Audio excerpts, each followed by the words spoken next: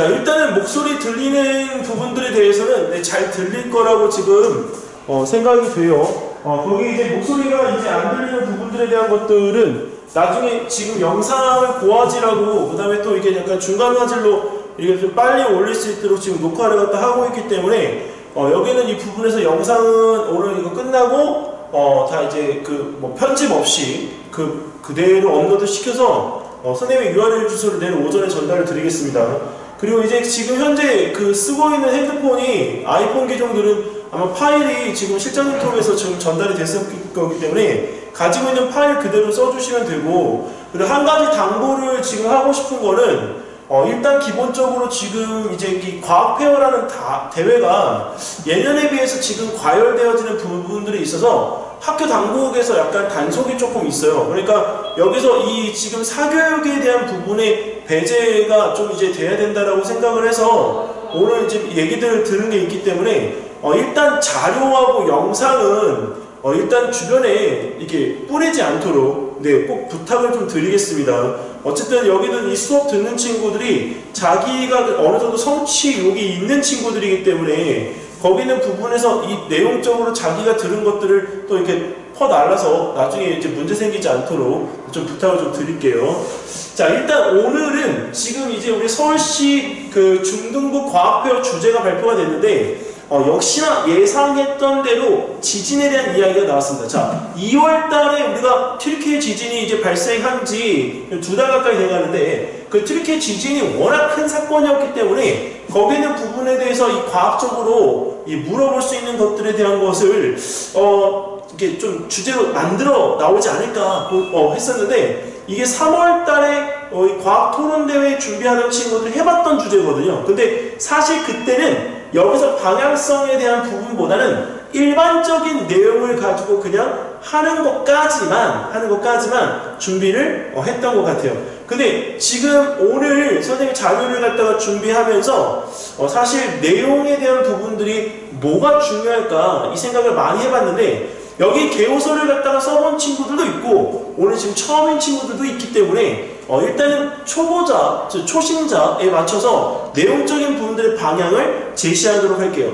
특히나 이 방향에 대한 부분이 매우 중요한 이유는 개요서가 색깔이 없으면 일단은 그걸 보고 평가하는 평가자가 이 가독성이 떨어지거나 아니면 이 개요서가 너무 뻔한 개요서가 되어질 수 있기 때문에 이제 조금 개요서의 질 자체가 평가가 낮아질 수밖에 없습니다. 그래서 오늘 여기는 이 지진에 대한 이 뻔한 이야기를 어떻게 우리가 개요서의 방향으로 풀어가는지 그리고 그 방향에서 풀 때 이런 게 중요해 라고 이야기해주는 부분들에 대한 것들을 이제 우리가 여기서 살펴보고 가도록 할게요. 자, 일단 여기 지금 들어온 거 마지막이라고 생각하고 지금 잠깐 체크만 다시 한번 하고 갈게요. 저한테 문자 보내지 마세요. 왜냐면 지금 수업 중이기 때문에 문자 보지도 못할 뿐더러 일단은 문자 보내지 마세요.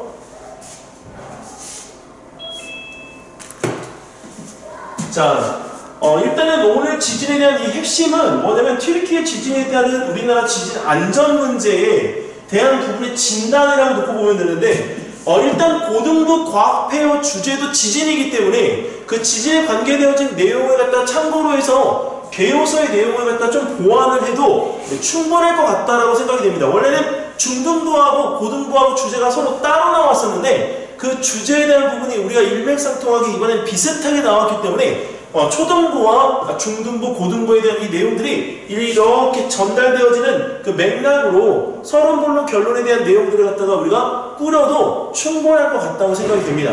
근데 한 가지 다른 친구들이 개요서를 나랑 똑같이 쓰지 않을까 이 생각이 들어서 내 개요서의 수준을 갖다가 너무 높이는 일은 안 했으면 좋겠어요. 왜냐면 너무 높이게 되어지면 무슨 문제가 생기냐면 개요서를 갖다가 보고 발표하는 사람이 나중에 뽑혀서 발표를 갖다 할 때 질의응답이나 이런 토론에 대한 부분들을 진행해야 되는데 수준을 너무 높이 하다가 보니까 본인이 답변을 할 수가 없는 내용들도 분명히 있을 거라는 거죠. 그래서 개요서는 본인이 참신한 아이디어를 전달을 하고 문제를 분석해서 거기에 대한 대안점을 주장하는 형태로까지만 가면 된다라고 보시면 될 것 같습니다. 자, 일단은 여기는 이 부분에서 오늘 수업 진행은 개요소의 작성에 대한 관련 유럽 왜? 2인 1조이기 때문에 작년 같은 경우에는 1인 1템에 대한 이 부분들만 우리가 진행했었는데 올해는 2명이서 진행을 하다가 보니 본인이 잘하고 못하고를 떠나서 내가 팀원과 어떻게 그 부분에 대한 것을 진행해야 되는가, 그 팀원과의 역할이 매우 중요해졌습니다. 그래서 그 부분에 대한 것에 대한 이야기를 여기 잠깐 하고요. 그리고 오늘 이제 주제에 대한 자료, 그 다음에 여기 23학년도에 이 방향을 어떻게 잡으면 좋을지 그 개요소의 틀에 대한 이야기들을 이 세 가지로 나뉘어서 준비했습니다. 자, 일단은 개요소 작성할 때 아까 방금 전에도 이야기했지만 평범한 개요소는 필요가 없다. 그 평범한 개요소는 이제 너무나도 뻔하기 때문에 특히 지진이라고 하는 이 개요소는 2016년도부터 지금까지 7년 동안 여러 학교에서 다 울고 먹을 때도 먹었어요. 그렇기 때문에 이 지진이라고 하는 주제는 너무 뻔하다. 그러니까 그 뻔한 주제를 뻔하게 쓸 것 같으면 여기서 오늘 선생님 수업에 대한 이 부분을 들을 이유는 없다. 자, 그런데 이 개요소에 대한 부분에 내가 조금 더 특이점을 찾아서 어느 정도 방향을 가지고 내 색깔을 갖다가 넣어서 개요소를 써보겠다라고 하는 친구들은 이 개요소에 대한 부분을 올해 진짜 잘 써보면 좋을 것 같습니다. 특히 영재고 준비하는 친구들이 있다면 어차피 3차에서 과학 글쓰기 부분에 대한 것들이 있기 때문에 그거 연습이라고 생각하고 시간 정해놓고 하셔도 충분합니다. 자, 어떻게 작성을 하면 좋을까? 일단은 이 개요소라고 하는 이 부분의 작성이 딱 3페이지로 우리가 필요한 이유가 무엇이냐면 일단 체계적인 시스템적인 그 토론 내용이 갖추어져야 돼요. 근데 개요소를 갖다가 쓰다 보니까 우리가 개요소의 구체적인 것을 잘 모르는 친구들은 우리가 그 마치 소설에 글을 갖다가 쓰듯이 산문용으로 글을 갖다가 써내리는 친구가 많아요. 자, 그렇기 때문에 체계적인 즉 시스템을 가지고 있는 토론 내용을 개요소 3페이지에 담는다라고 생각하시고 준비하시면 됩니다. 자, 그리고 또 하나는 이 토론 시 상대방의 질의응답에 대한 준비를 내가 쓴 개요소에서 보면 보입니다. 그렇기 때문에 질의응답을 갖다가 받을 수 있는 부분을 미리 준비하기 위해서 개요소를 작성한다라고 생각하시면 조금 더 쉬울 것 같아요. 그다음에 세 번째는 글의 흐름을 한눈에 파악할 수 있다. 즉, 이 부분에 갖다가 딱 3글자로 이야기하면 뭐라고 표현을 하냐면 가, 도, 성. 즉, 읽어내릴 수가 없는 거라면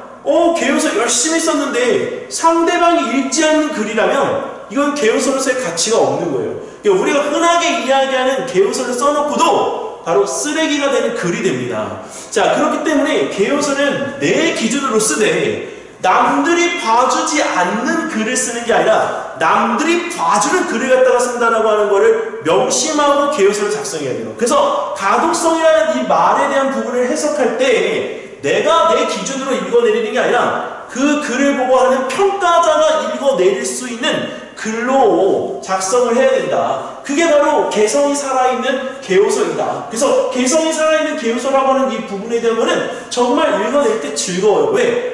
이런 내용이 있었구나. 이런 내용을 이렇게도 분석했네? 라고 흥미를 갖다가 끌 수 있기 때문이죠. 그래서 남들이 뻔하게 할 수 있는 개요소보다는 내 색깔을 우러낼 수 있는 개요소가 매우 중요하다. 자, 이렇게 토론 내용에 대한 부분을 체계적으로 잡으려면 먼저 선생님이 가지고 있는 팁을 알려주면 개요소의 서론본론 결론을 갖다가 쓸 때 서론본론 결론에 우리가 넣을 수 있는 소제목을 여러분들이 반드시 정해야 돼요. 우리 소제목이라고 하니까 선생님이 담을 수 있는 그릇을 갖다가 소제목에 비유하면 그 그릇을 정의의 그릇, 배경, 그 다음에 사회적 반응, 본론에서는 장단점, 거기에 따른 대안점, 그다음에 결론에서는 우리가 여기서 주장, 기대효과, 미래적 가치 이렇게 적는데 그 그릇들이 여기서 우리가 잘 이해가 만들어졌지만 그 그릇은 가장 기본적인 그릇. 그 기본적인 그릇을 갖다가 조금 더 우리가 더 빛나게끔 하려면 유약도 칠해야 되고 부어야 되고 그 다음에 또 경우에 따라서 그림까지 그려야 되는 화려함도 필요하죠. 자, 그러니까 그런 개요소에 대한 부분을 갖다가 적을 때 내가 내 개요소의 색깔을 정하기 위해서 소제목에 적는 스타일을 본인 스스로가 만들 필요성이 있습니다. 자, 그래서 일단 개성 있는 개요소에 대한 작성이 필요한 이유에 대한 부분들은 이게 딱 3가지로 압축시켜서 설명을 드릴게요. 자, 우리 좀 아쉬운 부분이 있는데 1인 1조였으면 즉 혼자 하는 과학 토론대였으면 아마 여기 지금 하고 있는 친구들 하나하나가 다 학교 대표가 될 가능성이 굉장히 높은 친구들이죠. 자, 그런데 중요한 거는 2인 1조. 근데 2인 1조다 보니까 우리 어떤 친구들이 또 어떤 부모님들께서 항상 잘하는 친구들과 잘하는 친구들이 결합하려고 해요. 물론 잘하는 친구들이 하면 결합했을 때 그 부분에 대한 건 반드시 효과가 좋겠죠. 자, 근데 중요한 거는 너무 그 부분에서 이렇게 우리가 업시키고 잘하려고 하다 보니까 시간에 에너지가 없거나 아니면 뭔가 정해지지 않은 것 때문에 내 스스로가 더디거나 루즈해지거나 그리고 역할에 대한 분담이 잘 안 되는 경우들도 많습니다. 그래서 여기서 2인 1조를 할 때는 반드시 꼭 내가 정해써야 되는 서론, 본론, 결론에 대한 부분을 누가 쓸 건지 그 부분에 대한 거의 역할을 반드시 정할 것. 서론, 본론, 결론에 대한 부분의 역할을 못 정한다고 하면 내가 정말 글을 좀 써. 근데 쓰는데 약간 내가 좀 자신있게 글을 갖다가 빠르게 쓸 수 있는 친구들은 서론에 대한 부분을 갖다가 적는 게 가장 효과적인 것 같아요. 경험상으로. 근데 내가 표를 갖다가 그리고 그래프를 그리고 해서 분석하는 거에 아주 신이 나고 아주 잘하면 이 친구들은 분석에 대한 부분들이 본론에 들어가기 때문에 본론 파트를 맡아주는 게 좋습니다. 자, 그런데 여기서 서론과 본론에 쓰는 양이 적고 많아서 이 부분 때문에 내가 조금 더 하는 것 같은데 라는 부분에 대한 욕심을 가지는 친구들도 있어요. 근데 그런 거 아무 쓸모없고 여기서는 진짜 파트너십으로 해서 내 역할을 다 해야 되기 때문에 여러분들 스스로가 자신의 맡은 역할에 대한 부분을 어디까지 정하냐면 대안점을 갖다가 쓰기 전에 있는 본론까지만 정해주시면 됩니다. 그러면 서론과 본론의 양이 비슷하기 때문에 이런 일들이 있을 때 거기 있는 부분에 대해서 뭐 같다부터 맞다, 같다부터 누가 적다 많다를 따질 필요가 전혀 없게 되어지는 거죠. 그래서 여기 두 명의 역할에 대한 부분을 꼭 정할 거고, 또 주제에 따른 소제목을 분류하고 정해라. 즉 개요서 3페이지 쓰지만 1시간 동안 3페이지 정도가 매우 어렵거든요. 그래서 글을 디자인하기 위해서 소제목을 내가 정해라. 만약에 예를 들면 정의를 갖다 적는데도 지진의 정의인지 아니 오늘 하게 되어질 부분에서 튀르키예 지진에 나오는 주양 이동 단층에 대한 정의인지 그런 부분들에 대한 것들을 우리가 정해야 될 거 아니에요. 왜? 정의가 까먹으면 내가 개요서를 갖다가 쓸 때 써야 되는 부분에 대한 것들의 그 방향을 중간에 잊어먹거든요. 그러면 글이 어떻게 가요? 이렇게 딴 데로 가요. 딴 데로 가다 보니까 어떻게 되냐? 나는 내가 잘 쓰고 있다고 생각을 하는데 전혀 아니게 저 멀리 3,000보로 빠지고 있는 상황이 되는 거죠. 근데 나중에 알았을 때는 중요한 건 뭐냐? 너무 글이 많이 왔기 때문에 글을 다시 회복시키려면 처음부터 써야 되는 단점이 생깁니다. 그래서 항상 정의는 나중에 빼더라도 정의를 갖다가 꼭 앞에다가 먼저 써보세요. 그러면 정의를 갖다가 쓰는 것 자체가 여러분들이 개요서를 갖다가 적는데 엄청 진짜 많은 도움을 갖다가 줍니다. 자, 그 다음에 세 번째, 소제목에 맞는 세부 내용 작성과 출처 작성인데 여기에는 이 부분에서 제일 중요한 멘트는 바로 출처입니다. 보통 개요서를 갖다가 작성을 할 때 학교 대회까지는 출처를 갖다가 적지 않아도 인정. 하지만 서울시 예선을 통과해서 서울시 본선까지 가는 3페이지 쪽 개요서에는 출처가 반드시 적혀야 돼요. 그리고 출처를 갖다 적을 때는 보통 결론이 있는 3페이지 마지막 페이지에 적는 친구들도 있지만 각 줄을 달고 그 페이지에 해당하는 거에 아래쪽 하단에다가 반드시 출처를 갖다 꼭 적어주세요. 그리고 출처를 적을 때는 어디 예를 들면 출처 중앙일보 근데 거기에 URL 주소를 갖다가 넣어주면 더 효과적입니다. 그래서 URL 주소를 갖다가 안 넣는 경우들이 많은데 URL 주소를 갖다가 알고 있으면 URL 주소까지 넣어서 그 부분에 대한 확인까지 하실 수 있도록 해주면 아주 깔끔한 출처 기록법이 되어집니다. 자, 그 다음에 네 번째 개요서 초안 작성 및 수정 보완인데 여기서는 선생님이 쓰고 있는 노하우를 내가 하나 알려줄게요. 뭐냐면 보통 이제 개요서를 갖다가 첨삭을 할 때 선생님 첨삭하는 부분에 대한 어떤 로봇이 아니잖아요. 그러니까 첨삭이라고 하는 부분을 갖다 할 때 한 번 들여다보면 바로 첨삭하지 않아요. 들여다봤다가 한 2시간 아니면 하루 정도 있다가 그 부분에 대한 걸 또다시 들여다봅니다. 그러면 그때 안 보이던 어느 하나가 딱 눈에 보여요. 그래서 시간을 가지고서 이 부분에 대한 거를 내가 이렇게 캐치할 수 있도록 해 주어야 여기는 이 부분에서 수정 보완이 가능해요. 이거 자꾸 뭔가를 갖다 고쳐보려고 시간을 가고 있는데 이걸 잡고 있으면 잡고 있는 것만큼 효과가 나타나지 않습니다. 자, 그래서 이 개요서의 초안을 갖다 작성할 때는 좀 시간의 텀을 갖다가 걸려라. 그러면 훨씬 더 좋은 개요서를 작성하기 위한 팁을 내 스스로가 바로 찾을 수 있다입니다. 자, 근데 여기 이 1팀에서 역할이 무엇인지 물어보는 친구들이 있더라고요. 사실 여기는 이 내용은 뭐 역할을 몰라서 여기 얘기하는 게 아니라 역할이 뭔지를 갖다가 대충 감을 잡아야 되기 때문에 잠깐 이야기하고 갈게요. 2인 1팀에서 서론, 본론, 결론 어떤 부분에 한 파트를 맡는다 라고 하는 거는 그 부분에서 내가 잘하는 부분을 갖다 하는 거기 때문에 결국은 자기가 제일 잘하는 장점에 대한 부분의 역할을 맡는다입니다. 근데 보통 우리가 팀을 하면서 우리 어떤 친구들이 무엇을 갖다가 좋아하고 무엇을 갖다가 원하는지 잘 몰라요. 왜? 단 한마디도 이야기를 하지 않으니까.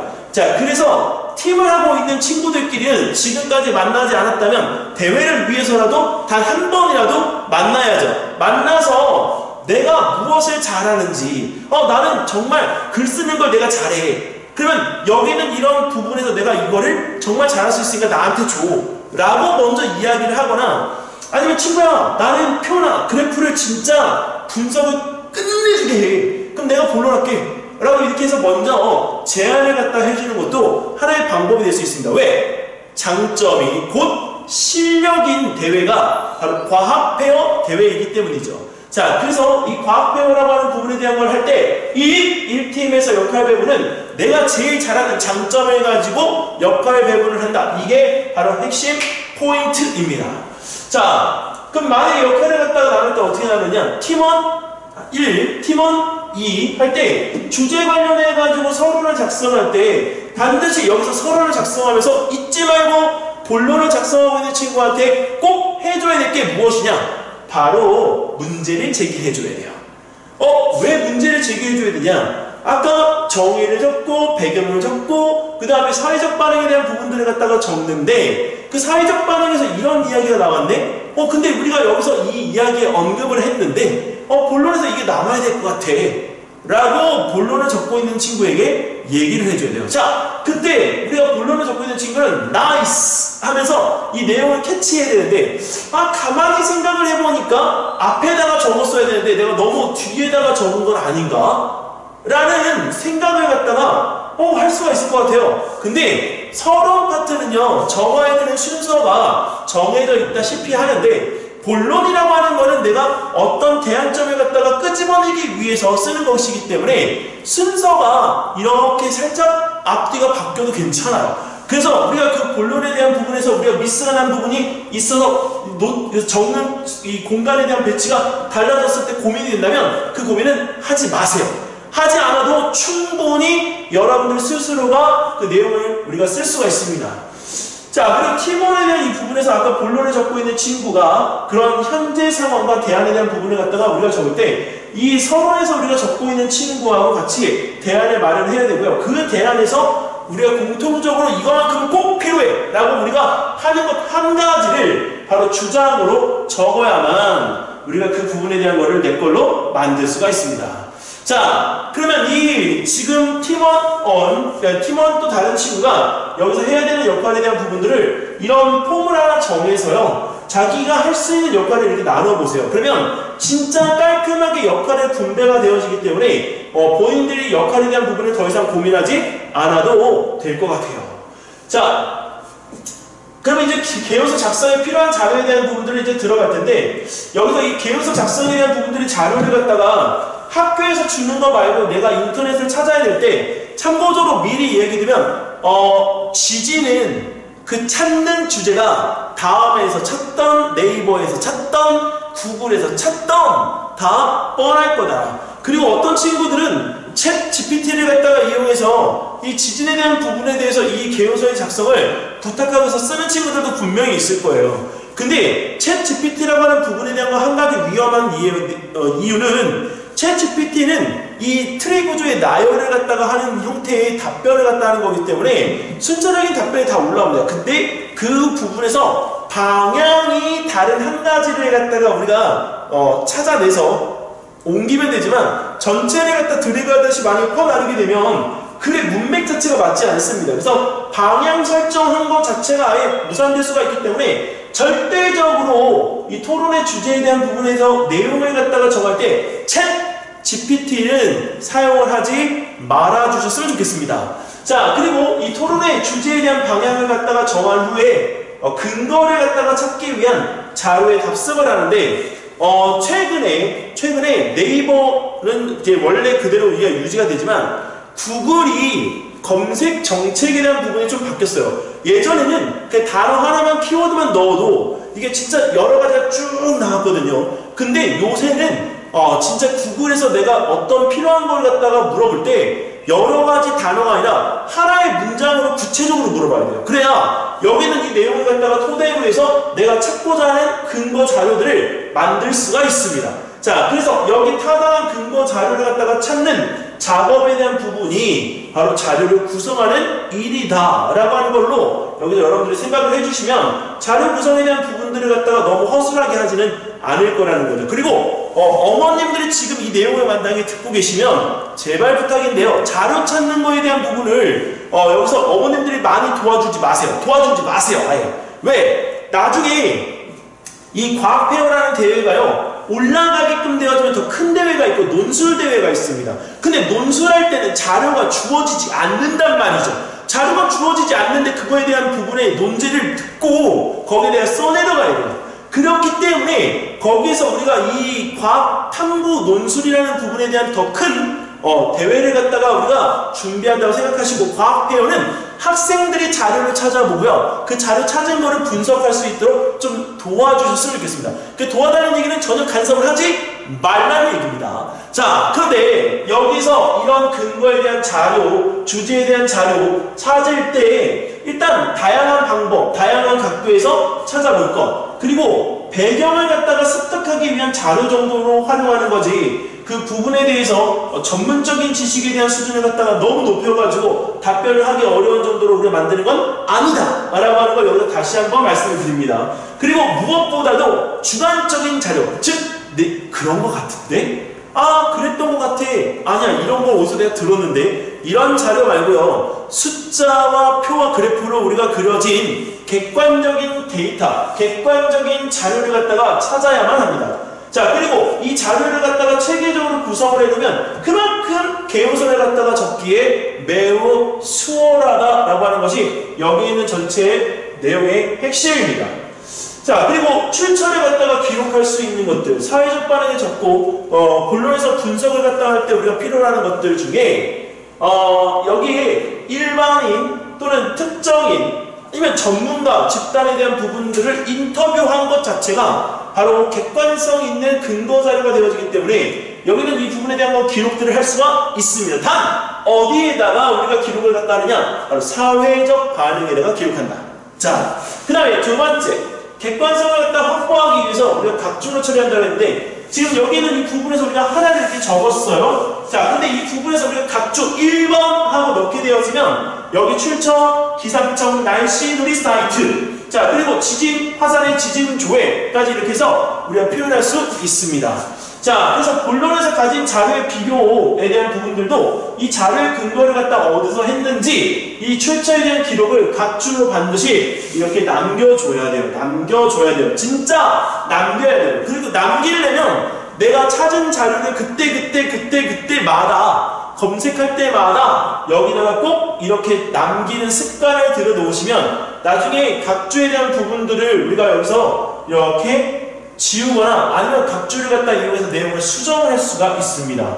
자, 절대 이 부분에서 우리가 근거에 대한 부분을 남기는 걸 까먹지 않도록, 글 잘 써놓고 나중에 그래서 이 친구 진짜 잘 썼는데 개요소 왜 떨어졌을까? 그래서 넌지시 이렇게 한번 여쭤봐라 이렇게 물어보면 둘 다 잘 썼는데 이 친구는 각주에 대한 부분에 기록이 되어 있어서 훨씬 더 잘 쓴 느낌이 있고 이 친구는 잘 썼지만 형식적인 부분에서 이 친구보다 밀린 거예요. 그래서 각주에 대한 부분들을 우리가 신경 제일 안 쓰는 부분인데 출처를 갖다 남기기 위한 각주의 이 형태를 꼭 유지해달라. 자, 그리고 여기서 이 출처 기록할 수 있는 거, 우리 뻔한 객관성 있는 자료들, 바로 표, 그래프, 통계 자료, 논문입니다. 그리고 여기서 여러분들이 학교에 제출하는 자료들의 경우에는 서울시 예선 주제이긴 하지만 학교에서 먼저 심사해서 상이 나오는 경우에는 여기 이런 자료들에 대한 부분들에 대해서 쓸 때 말이죠. 반드시 꼭지해야 될 게 있어요.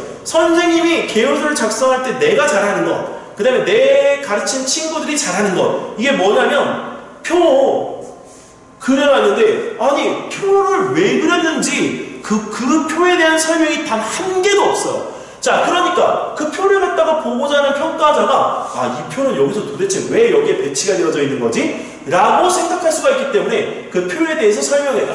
그리고 그래프는 내가 여기서 그래프로 표현을 했지만 이 그래프가 여기 왜 위치하고 있을지 그게 매우 궁금해. 그러니까 그래프에 대해서 당연히 그 개요소를 적는 사람이 설명해야죠. 자, 그래서 표, 그래프 이런 자료들에 대한 부분들을 여기다가 넣을 때는 반드시 이 내용에 대해서 뭐해라? 설명해라. 그게 여기서의 핵심입니다. 그리고 여기서 이렇게 개요소를 갖다가 적을 때 이렇게 표 딱, 그래프 딱 이렇게 끊어서 간단하게 우리가 이렇게 표현하는 것들을 뭐라고 표현하냐면 개조심이 아니라 개조식 이렇게 우리가 표현하는데 개조식은 딱 한마디로 표현하면 요점 정리 형태입니다. 근데 요점 정리 형태를 여태까지 개요소를 갖다 적어서 그 개요소가 잘된 개요소를 내가 본 적이 없어요. 그래서 개요소를 적을 때는 문장의 형태로 개요소를 갖다가 적어준다. 단 문장의 형태로 적으라고 하니까 개요소를 세상에 어떻게 2페이지, 3페이지, 4페이지, 5페이지 이렇게 많이 적으려고 하는데 그런 거 소설 말고요. 그냥 이렇게 한 줄, 두 줄까지만 적어주시면 됩니다. 특히 글씨가 큰 친구들은 글씨 크기를 갖다가 글자 포인트 10포인트 정도로 낮추고 그리고 글자가 너무 작은 친구들은 10포인트 정도로 키워주세요. 네, 그래서 글씨 크기를 갖다가 어느 정도 맞춘 상태에서 T1의 개요소를 작성해가면 훨씬 더 유리합니다. 자, 그러면 이제 주제를 갖다가 살펴보기 전에 잠깐 지금 들어온 친구들이 뭘 써놨는데 잠깐만 확인하고 갈게요. 밑에 안 보여요? 밑에가 안 보인다고? 선생님이 너무 걱정 안 해도 돼요. 이 자료를 파일을 갖다가 보내줄 거예요. 파일 보내주고 그리고 또 하나는 선생님이 내일 영상을 갖다가 보내주면서 그 안에 자료를 몇 가지 또 넣어서 보내줄 거니까 지금 만약에 하다가 궁금한 것들이 있으면 지금 저 친구들처럼 거기 그 채팅창에다가 질문을 남겨주세요. 그럼 이따가 선생님이 다 한꺼번에 모아서 질문들에 대해서 답변을 갖다가 적어줄게요. 늦게도 와서 지금 수업 받는데 거기 있는 부분에 대해서 이거를 어쨌든 선생님이 지금 하고 있는 거 최선 다해서 해줄 테니까 일단 하다가 졸지만 마. 졸지만 마. 자, 여기까지 혹시 질문 따로 있는 사람? 자, 없죠? 그럼 넘어갑니다. 자, 이번에 중등부 주제는 진짜 너무 간단해서 진짜 이 주제를 봤을 때 설마 했는데 그 설마가 진짜 이게 지진이라는 단어로 딱 다가오더라고요. 자, 일단 이 문제 상황은 너무나도 뻔하게 튀르키예 지진과 우리나라의 지진 상황을 예측을 했는데 이 튀르키예 지진은 이 그림 가지고는 절대 분석을 못해요. 왜? 아니 이 빨간색의 점들이 다 지진이 일어나는 곳인데 그 지진이 일어나는 곳이 많구나. 근데 여기도 집중적으로 많아. 근데 우와, 그리스에 있는 이 이어지는 부분에 지중해도 지진이 많네. 자, 근데 이걸 보고 우리가 하는 게 아니라 이걸 왜 이렇게 되는지 우리가 분석해야 되죠. 자, 그런데 여기 미국에 있는 지질조사국 USGS가 여기 나옵니다. 이 미국에 있는 지질조사국은 이 전 지구적으로 모든 지질에 대한 구조에 대해서 연구하는 집단이기 때문에 여기 자체에 대해서 우리가 이 만들어 놓은 자료들이 너무 방대하게 많아요. 그래서 혹시나 출처를 갖다가 못 적었을 때 그 출처에 대한 부분을 갖다가 내가 적어야 되는데 기억이 안 나. 그때는 미국 지질조사국이라는 딱 한마디만 표현해주면 모든 내용이 다 정리가 끝납니다. 그러니까 그런 점들은 응용해서 여러분들이 이용하면 매우 좋을 것 같아요. 자, 일단 2023년 2월 6일 튀르키예 우리가 동남부에 규모 7.8의 지진이 발생을 해서 자, 여태까지 우리가 여진 80여 차례가 우리가 발생을 했는데 자, 이 지진 발생했을 때 우리가 매우 클 것으로 예측되어지던 지역이기도 합니다. 자, 우리 형제의 나라인 이 튀르키예가 이렇게 지진으로 인해서 많은 사람들이 죽은 것도 우리 문제가 되지만 지진에 대한 대비를 갖다가 안 하고 있는 점은 우리나라하고 너무 똑같다. 자, 우리 여기는 이 부분에서 이런 문제 상황이 지금 주어지고 지금 강도 높은 지진이 잇따라 발생해서 지진에 대비하는 목소리가 높아져야 된다 이렇게 나왔는데 자, 이 부분의 그래프를 선생님이 다시 그렸어요. 다시 그렸는데 어떻게 그렸냐면 규모 3 이상인 지진이 2020년, 2021년, 2022년 이렇게 해서 점점 증가되어지고 있고 그 다음에 규모가 2 이상인 지진이 그것도 또 역시 증가되어지고 있죠. 그냥 큰 지진이 발생할 수밖에 없는 거예요. 그냥 단지 횟수만 많아지는 것이 아니라 큰 지진이 발생할 수 있게끔 이 지진의 규모 또한 우리가 와서 증가되어지고 있으니까 이 자료를 어디서 받나? 기상청. 자, 저 기상청 우리가 나오는 이유는 여기 지진에 대한 부분의 자료를 갖다 찾을 때 딴 데서 찾지 말고 기상청과도 있을 자료는 다 있다. 그리고 무엇보다도 논제에서 나와 있는 자료에 대한 데이터, 방대한 데이터가 여기 기상청에 다 있습니다. 자, 그럼 그 자료를 어떻게 쓰는지 우리가 논제를 갖다 우리 한번 볼까요? 토론 논제 우리 몇 가지? 한 가지. 토론의 논제를 한 가지라고 본 사람은 미안한 얘기인데 초짜. 여기서 이번에 우리가 토론의 논제가 총 몇 가지? 2가지? 조금 해본 친구. 근데 토론의 논제가 여기 몇 가지? 3가지. 왜 3가지인지 이제부터 설명해 줄게요. 자, 여기 일단 토론의 논제에 대한 부분이 이렇게 나왔는데 연고진이 과거부터 튀르키예에 발생한 지진의 피해가 클 것으로 자, 우리가 예측한 이유를 과학적인 측면에서 설명하고 과학적인 측면에서 설명하는 거 하나 나왔죠. 근데 우리나라에서 발생하는 지진하고 튀르키예 지진의 차이점을 갖다가 비교하는 것 2번째. 자, 그리고 그걸 통해서 우리나라 중에서 이렇게 튀르키예처럼 큰 지진이 발생할 곳이 어디야? 라고 이렇게 물어볼 수 있는 지역이 어느 곳인지를 데이터를 근거로 해서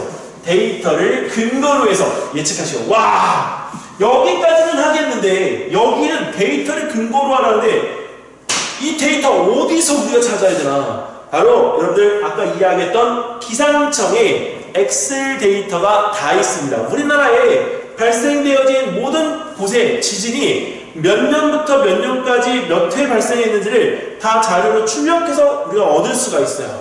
자, 그러니까 그 부분에 대한 거는 전혀 걱정을 안 해도 괜찮습니다. 자, 이번에 그러면 우리가 논제 속에 숨어있는 내용을 콕 집어볼까요? 자, 일단은 이 부분에서 연구진이 예측하는 이유인데 연구진이 왜 튀르키예가 지진이 우리가 크게 발생할 거다 라고 예측하고 있는지 그걸 과학적으로 찾으라는 건데 이 내용은 우리가 우리나라에서도 있었던 일이기 때문에 좀 쉽게 접근을 갖다가 할 수도 있지만 1학년 때 배우고 있는 지구 내부 구조의 지진만 가지고서는 절대 이해 불가합니다. 왜? 거기서 배우는 거에 대한 내용 자체는 우리가 기본기만 배우기 때문이죠. 근데 그 기본적인 내용에 대한 이해를 잘하고 있는 친구들도 여기서는 좀 어려울 수 있어요. 자, 여기서 우리가 이 지진이 이 2월 6일 날 발생을 하면서 다수의 여진까지 발생을 했는데 최소 11만 5천 명 이상의 사상자가 난 아주 큰 지진입니다.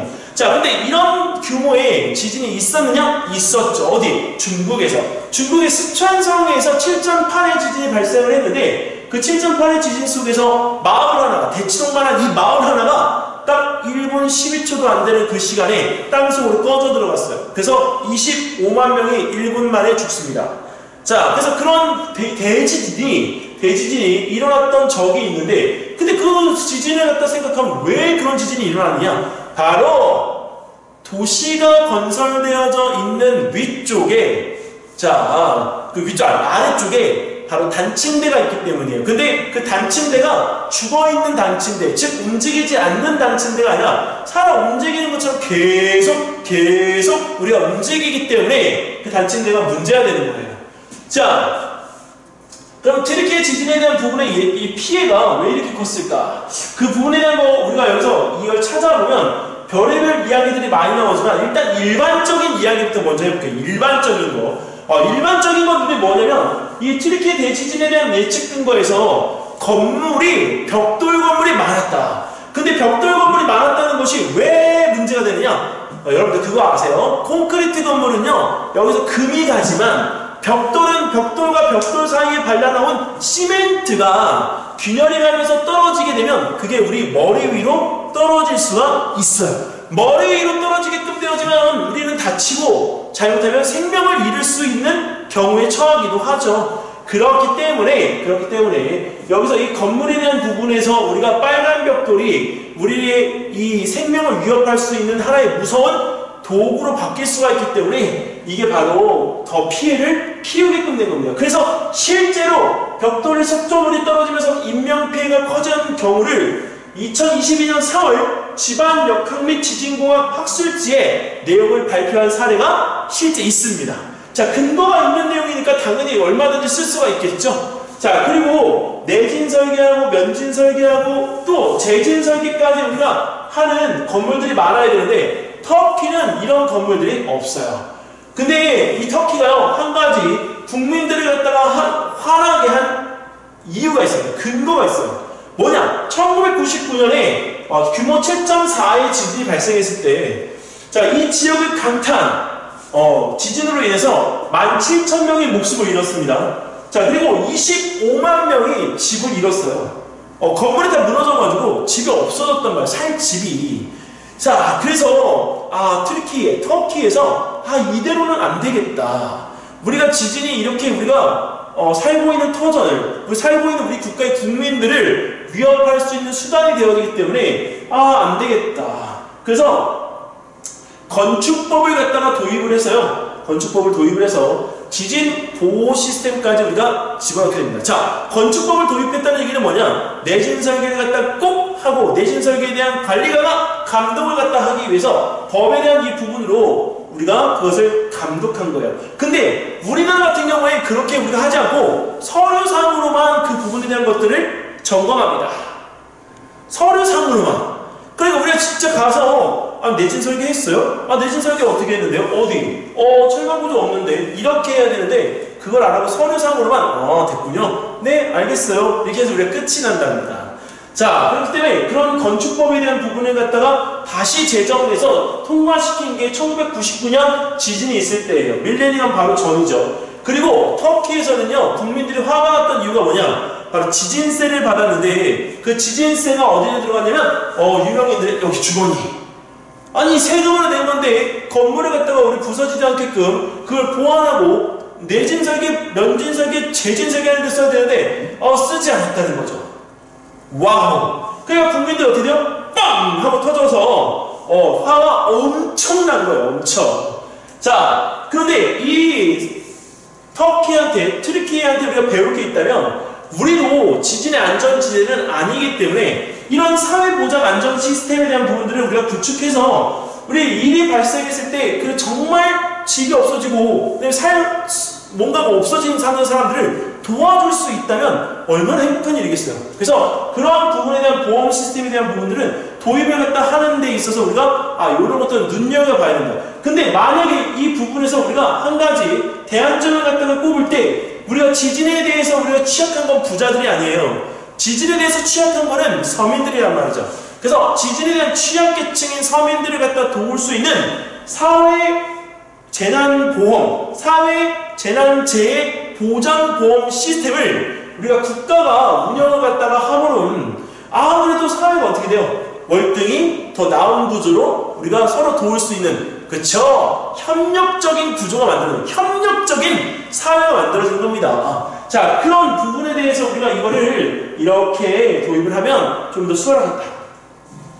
자, 그 다음에 이번엔 네 번째는 튀르키예 남부에서 자, 보강되지 않은 벽돌, 저층 콘크리트 프레임이 흔들리니까 어떻게 돼요? 취약한 구조물들이 무너진 거죠. 자, 이것도 역시나 아까 어디? 미국 지질조사국. 아하. 자, 근데 여러분들, 우리나라에서요, 지진에 대해서 가장 안전한 건물 중에 하나가 대치동에 있습니다. 바로 무엇이 되면, 그 비싼 타워팰리스. 타워팰리스를 갖다가 여기 지을 때, 그 타워팰리스의 내진 설계를 갖다가 우리가 그 설계하신 분이 선생님 학부모님이셔서 네, 그 얘기를 갖다 들었는데, 그 타워팰리스 아래에는 면진이 들어가 있어요. 그 용수철이 이렇게 선생님 팔뚝보다 더 굵은 게 들어가 있어서 건물을 갖다가 지탱하면서 우리가 지진이 우리가 발생하면 흔들리지 않고 그 지진이 마치 건물을 갖다가 피해가듯이 우리가 없는 것처럼 그냥 지나가 버리는 거죠. 그게 바로 면진이에요. 즉 면진 구조는 뒤에서도 이야기했지만 바로 지진파가 전달되어질 때 그 건물이 서 있는 그 위치에서 건물의 흔적을 지워버리는 거예요. 즉 유령 건물을 갖다 만드는 거죠. 유령 건물을 만드니까 지진에 대해서 영향을 받아 안 받아요? 안 받습니다. 자, 그리고 위에 갈 때, 층이 올라갈 때 타워팰리스 위쪽에는 그 면진 구조가 아래쪽에 2개라면 위쪽엔 5개, 더 위쪽에는 10개의 면진이 들어가면서 이렇게 우리가 흔들렸을 때 더 이상 흔들려서 이렇게 되지 않는 안전한 구조를 만들었다고 합니다. 자, 그러니까 내진 설계가 되어져 있으니까 그만큼 값어치가 있고 비싼 거겠죠. 자, 이렇게 해서 우리가 이런 건축물에 대한 유형들을 갖다 우리 만들어야 된다는 점, 이게 바로 핵심이에요. 자, 그리고 예측 근거에 대한 부분의 지리적 위치를 갖다가 보면 되는데, 자, 이 내용을 잘 봐주세요. 이 내용이 매우 중요합니다. 왜 그러냐면 우리나라 같은 경우에는 일본과 함께 있는 그 근방이 유라시아 판과 태평양 판 그리고 필리핀 판까지 해서 3개의 판이 서로 각자 다른 방향을 향해서 움직입니다. 근데 여기서 우리가 이 지금 튀르키예가 속해져 있는 지역에는 이 아나톨리 판이라고 하는 이 판이 있는데요. 이 판과 그다음에 아라비아 판, 아프리카 판, 그 다음에 여기에 있는 유라시아 판 총 4개가 지금 맞닿아 있어요. AEF 판까지 하면 5개예요. 그런데 여기서 여러분들 이거를 갖다가 보면서 선생님이 뭘 갖다가 내가 여기서 퍼득하고 얻었냐면 바로 이 판이 이동하는 속도에 대한 이야기를 갖다가 알게 됐어요. 근데 판이 이동하는 속도가 왜 중요하냐? 판이 이동이 느리면요 그만큼 에너지가 우리가 크지 않은 거예요. 근데 아무래도 물체가 운동을 갖다 하게 되어질 때 우리가 판의 이동 속도가 빠르면 그만큼 판이 가지고 있는 에너지가 어떻게 돼요? 크죠. 그러니까 충돌했을 때 그 충돌로 인해서 그 우리가 지진이 발생할 때 발생할 수 있는 지진의 규모가 더 커질 수밖에 없습니다. 자, 그리고 여기에 있는 아나톨리 판과 아라비아 판이 있는 이 경계에서 바로 이번에 튀르키예 지진이 발생을 했는데, 여기 아라비아 판의 우리가 왼쪽에 있는 아프리카 판은 자 위쪽으로 올라가요. 북쪽으로. 자, 그리고 유라시아 판도 우리가 북쪽으로 올라가요. 자, 아라비아 판 당연히 위쪽으로 올라가고 있죠. 근데 여기 있는 얘네들은요 속도가 매우 느려요. 엄청 느려. 근데 여기는 아나톨리 판은 엄청 빨라요. 그러다 보니까 여기는 이 부분이 이렇게 왼쪽으로 확 빠져버리면 그만큼 여기에 있는 이 단층대의 경계에 틈이 벌어질 수 있거든요. 근데 뒤따라오는 아라비아 판이 어떻게 되죠? 단층대에서 벌어졌던 틈을 왜? 여기에는 이 애기의 판이 있기 때문에 아무리 빨리 가더라도 여기는 이 부분에 막히거든요. 너 빨리 가는데 멈춰? 네, 당연히 여기는 이 부분에서 우리가 지진이 크게 날 수밖에 없습니다. 근데 이 아나톨리 판과 아라비아 판은요 우리가 여기서 따라붙고 따라가는 이런 형태가 아니라 여기서 주양 이동단층이라고 해서 우리 예전에 우리가 이거 학교에서 배울 때 수평 이동단층이라는 말로 배웠어요. 이게 무슨 얘기냐면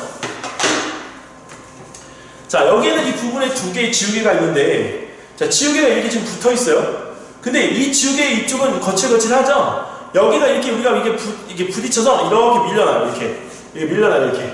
그때 여기에는 이 부분에 껄끄러운 부분들이 여기가 닿다 보니까 여기하고 여기가 서로 마찰을 일으키게 될 때 그 마찰을 갖다 일으키면서 우리가 진동이 발생하니까 그게 곧 지진이 되는 거예요. 여기 있는 이 부분의 튀르키예 지진은 이런 취향 이동 단층 때문에 발생하는 지진이거든요. 그런데 얘가 너무 뻑뻑해가지고 이렇게 가다가 에너지가 계속 밀리면서 축적이 돼요. 자, 근데 아까까지는 부드럽게 밀리던 것이, 자, 봐요. 여기서 하면 이렇게 떨어져요. 그러니까 여기 잠재적인 에너지가 여기에 들어가게끔 되어지면 그만큼 우리가 축적되어진 힘이 크기 때문에 지진이 발생했을 때 우리가 진원으로부터 바로 위에 있는 지표면 진앙까지 전달되어지는 에너지가 어떻게 된다? 더 커진다. 즉 순간 방출하는 에너지 응력이 커짐으로 인해서 지진의 피해가 더 커지는 사례가 됩니다. 그게 바로 어디? 여기 있는 아나톨리판과 아라비아판에 있는 이 경계에서 일어난다는 거죠. 자, 그래서 오랫동안 축적되어질 수 있는 에너지를 갖다가 방출하는 곳이기 때문에 이 단층들은 위험해요. 자, 선생님이 이거를 갖다가 어떻게 해석을 했냐면, 일단 여러 판 사이에서 우리가 충돌하는 모양을 갖다가 우리 가지고 있는 거 맞고, 자, 그리고 여기는 진짜로 고위험적이다. 왜? 그 지각판에서 에너지를 갖다 방출하는데 그 에너지가 요만큼이 아니면 이만큼이라니까. 그러니까 당연히 방출하는 에너지가 크니까 어떻게 돼? 위험하죠. 위험해. 자, 그리고 그 지각판의 속도인데, 선생님이 아까 방금 전에 얘기했던, 오늘 만약에 선생님이 개요서를 적는다면 뜬금없지만 나는 지각판의 이 움직이는 속도를 가지고서 지진에 대한 부분을 좀 해석해 보려고 해요. 왜? 물리이기도 하고, 그리고 실질적으로 거기 지각판에 우리가 속도에 대한 부분의 차이를 에너지의 크기로 우리가 만약에 여기서 변경의 내용을 갖다 해석한다면 어느 누구도 그 내용에 대한 부분을 우리가 따라하지는 못할 테니까 이건 어느 정도 능력이 좀 돼야 된다고 봐요. 그래서 그런 부분에 대한 걸 에너지로 해석할 때 속도에 대한 부분을 이용해 해석한다면 좀 새롭지 않을까. 자, 그래서 남서쪽 아프리카판, 아까 남서쪽 아프리카판 여기죠. 여기에는 이 판은 북쪽의 유라시아 판과 함께 매우 느린 속도로 위로 북쪽으로 올라갑니다. 근데 아라비아 판은 어떻게 돼요? 빠르게 움직입니다. 아라비아 판은 굉장히 빠른 속도로 움직여요. 퉁! 왜? 여기서 빠져나가니까 여기를 따라가기 위해서 퉁! 그러니까 당연히 여기는 부분의 이동이 어떻게 돼요? 더 빨라지게끔 되는 거. 충격이 더 크게 가하는 거죠. 자, 그리고 판과 판의 경계에서 일어나는 대륙판의 우리 마찰. 자, 이게 바로 아까 우리가 얘기하는 주양이동단층의 특징인데, 주양이동단층을 우리가 중학교 1학년 교과서가 아니라 중학교 1학년 하이탑에 보면 뭐라고 나오냐면 보존형 경계라고 나와요. 보존형 경계. 우리 이 보존형 경계가 있는 곳이 또 한 군데가 있는데 바로 캘리포니아가 미국 본토와 이렇게 서로 엇갈려서 움직이고 있습니다. 그래서 캘리포니아에서 지진이 발생하면 매우 크게 발생하는 이유 중에 하나가 본토하고 캘리포니아가 서로 다른 방향으로 우리가 이동하고 있기 때문이죠. 자, 근데 왜 여기서 우리가 주향이라는 말을 갖다 쓰느냐? 주향은 우리가 진북, 진짜 북쪽에 대해서 우리가 향해 가는 방향을 주향이라고 하는데, 그 주향과 평행하다. 그러니까 우리가 이 진짜 진북을 향해 가는 이 방향인데 거기에 대해서 이렇게 반대 또는 이런 방향으로 가니까 주향 이동한다, 이렇게 우리가 보는 겁니다. 다행히도 주향 수직, 이게 수평 단층이 아니라, 수직 단층이 아니라 수평으로 이동하는 단층이기 때문에 그나마 피해가 적었던 거예요. 만약에 수직으로 이게 땅이 훅 꺼지는 아까 스촨과 같은 그런 현상이 벌어지게 되면 피해가 더 크게 발생했을 겁니다. 터키라는 나라, 튀르키예라는 나라가 반쪽에 없어졌을지도 몰라요. 자, 그리고 이 진원의 깊이가, 이게 지진이 발생한 진원의 깊이가 땅 지표면에서 얼마 멀지 않았어요. 그게 바로 지진이 여기서 우리가 크게 발생했던 하나의 예입니다. 자, 선생님이 이 사진을 보여주는 이유는 지진에 대한 부분, 튀르키예에 대한 지진을 갖다 찾으라고 했더니 진짜 생각 없이 이 사진을 찾는 친구들이 있을까봐 내 이 사진을 보여주는 거예요. 이 사진은 여기서 지진이 발생한 위치만 갖다 가리키지 어떤 곳, 단 한 군데에도 사진을 쓸 수가 없어요. 사진을 쓸 수가 없다는 얘기는 뭐냐? 자료의 근거 가치가 없다는 얘기죠. 왜? 아니, 우리는 여기 있는 이 부분에서 지각판에 대한 이야기를 갖다 묻고 있는데 지진이 발생한 지역에 대해서 이 가깝다라는 것 정도로만 이걸 해석할 수 있겠냐고요? 못한다고요. 자, 그래서 거기 있는 부분은 안 된다고. 자, 자, 그래서 여기서 우리가 이렇게 지진에 대한 이 부분에 대해서 내용적인 부분을 이렇게 표시하는 것들은 전혀 쓸모가 없다. 그리고 또 하나, 바로 지진에 대한 피해를 갖다가 우리가 이렇게 지역으로 표현한 것도 또한 근거 자료로 쓸모가 없습니다. 물론 트리키의 지진을 갖다 이해하는 데는 요 정도 우리가 여기서 이해를 갖다가 할 수 있죠. 근데 이해를 갖다가 하는 것 뿐이지 우리가 여기서 논제는 맞지 않는다고. 이런 사진들은 그냥 편하게 다 버려야 돼. 완전 버려야 돼. 자, 그래서 이런 부분들에 대한 것들을 너무 우리가 여기서 활용하려고 한번 눈독 들여서, 왜? 사진 보니까 핑크빛, 핑크네, 이쁘네. 근데 중요한 건 이쁘다고 사진 쓰는 거 아니잖아요. 근거 자료가 있어야 되는 거니까 이거 버려. 완전 이런 사진들은 필요가 없어. 자, 그리고 여기서 우리가 방금 전에 이야기했던 과학적인 원리, 주양 이동 단층이라고 하는 거에 대한 부분에 접근을 갖다 해야 되니까 이런 사진들은 필요한 거죠. 자, 그런데 이런 사진들을 갖다가 필요로 할 때 이 경계에 대한 부분에서 우리가 주양이라고 하는 거의 뜻을 잊어버리면 안 되니까 어디에다가 적어야 돼? 바로 아까 서론에 있던, 그쵸, 정의 적는 단에다가 우리가 적어줘야 이 내용이 편하게 우리가 쭉 갈 수가 있는 거죠. 절대적으로 우리가 적은 내용이 초지일관, 결론까지 절대 모양새가 빠지면 안 됩니다. 자, 영국 BBC 방송에서 우리가 이제 만든 그림인데요. 처음에는 이렇게 우리가 아무런 일도 없던 것이 단층대가 여기 있어서, 자, 서로 이동하는 방향이 달라졌을 경우에 이 부분으로 인해서 뒤틀림이 있다가 결국 어떻게 해요? 뚝 끊어져요. 이게 무슨 얘기냐면,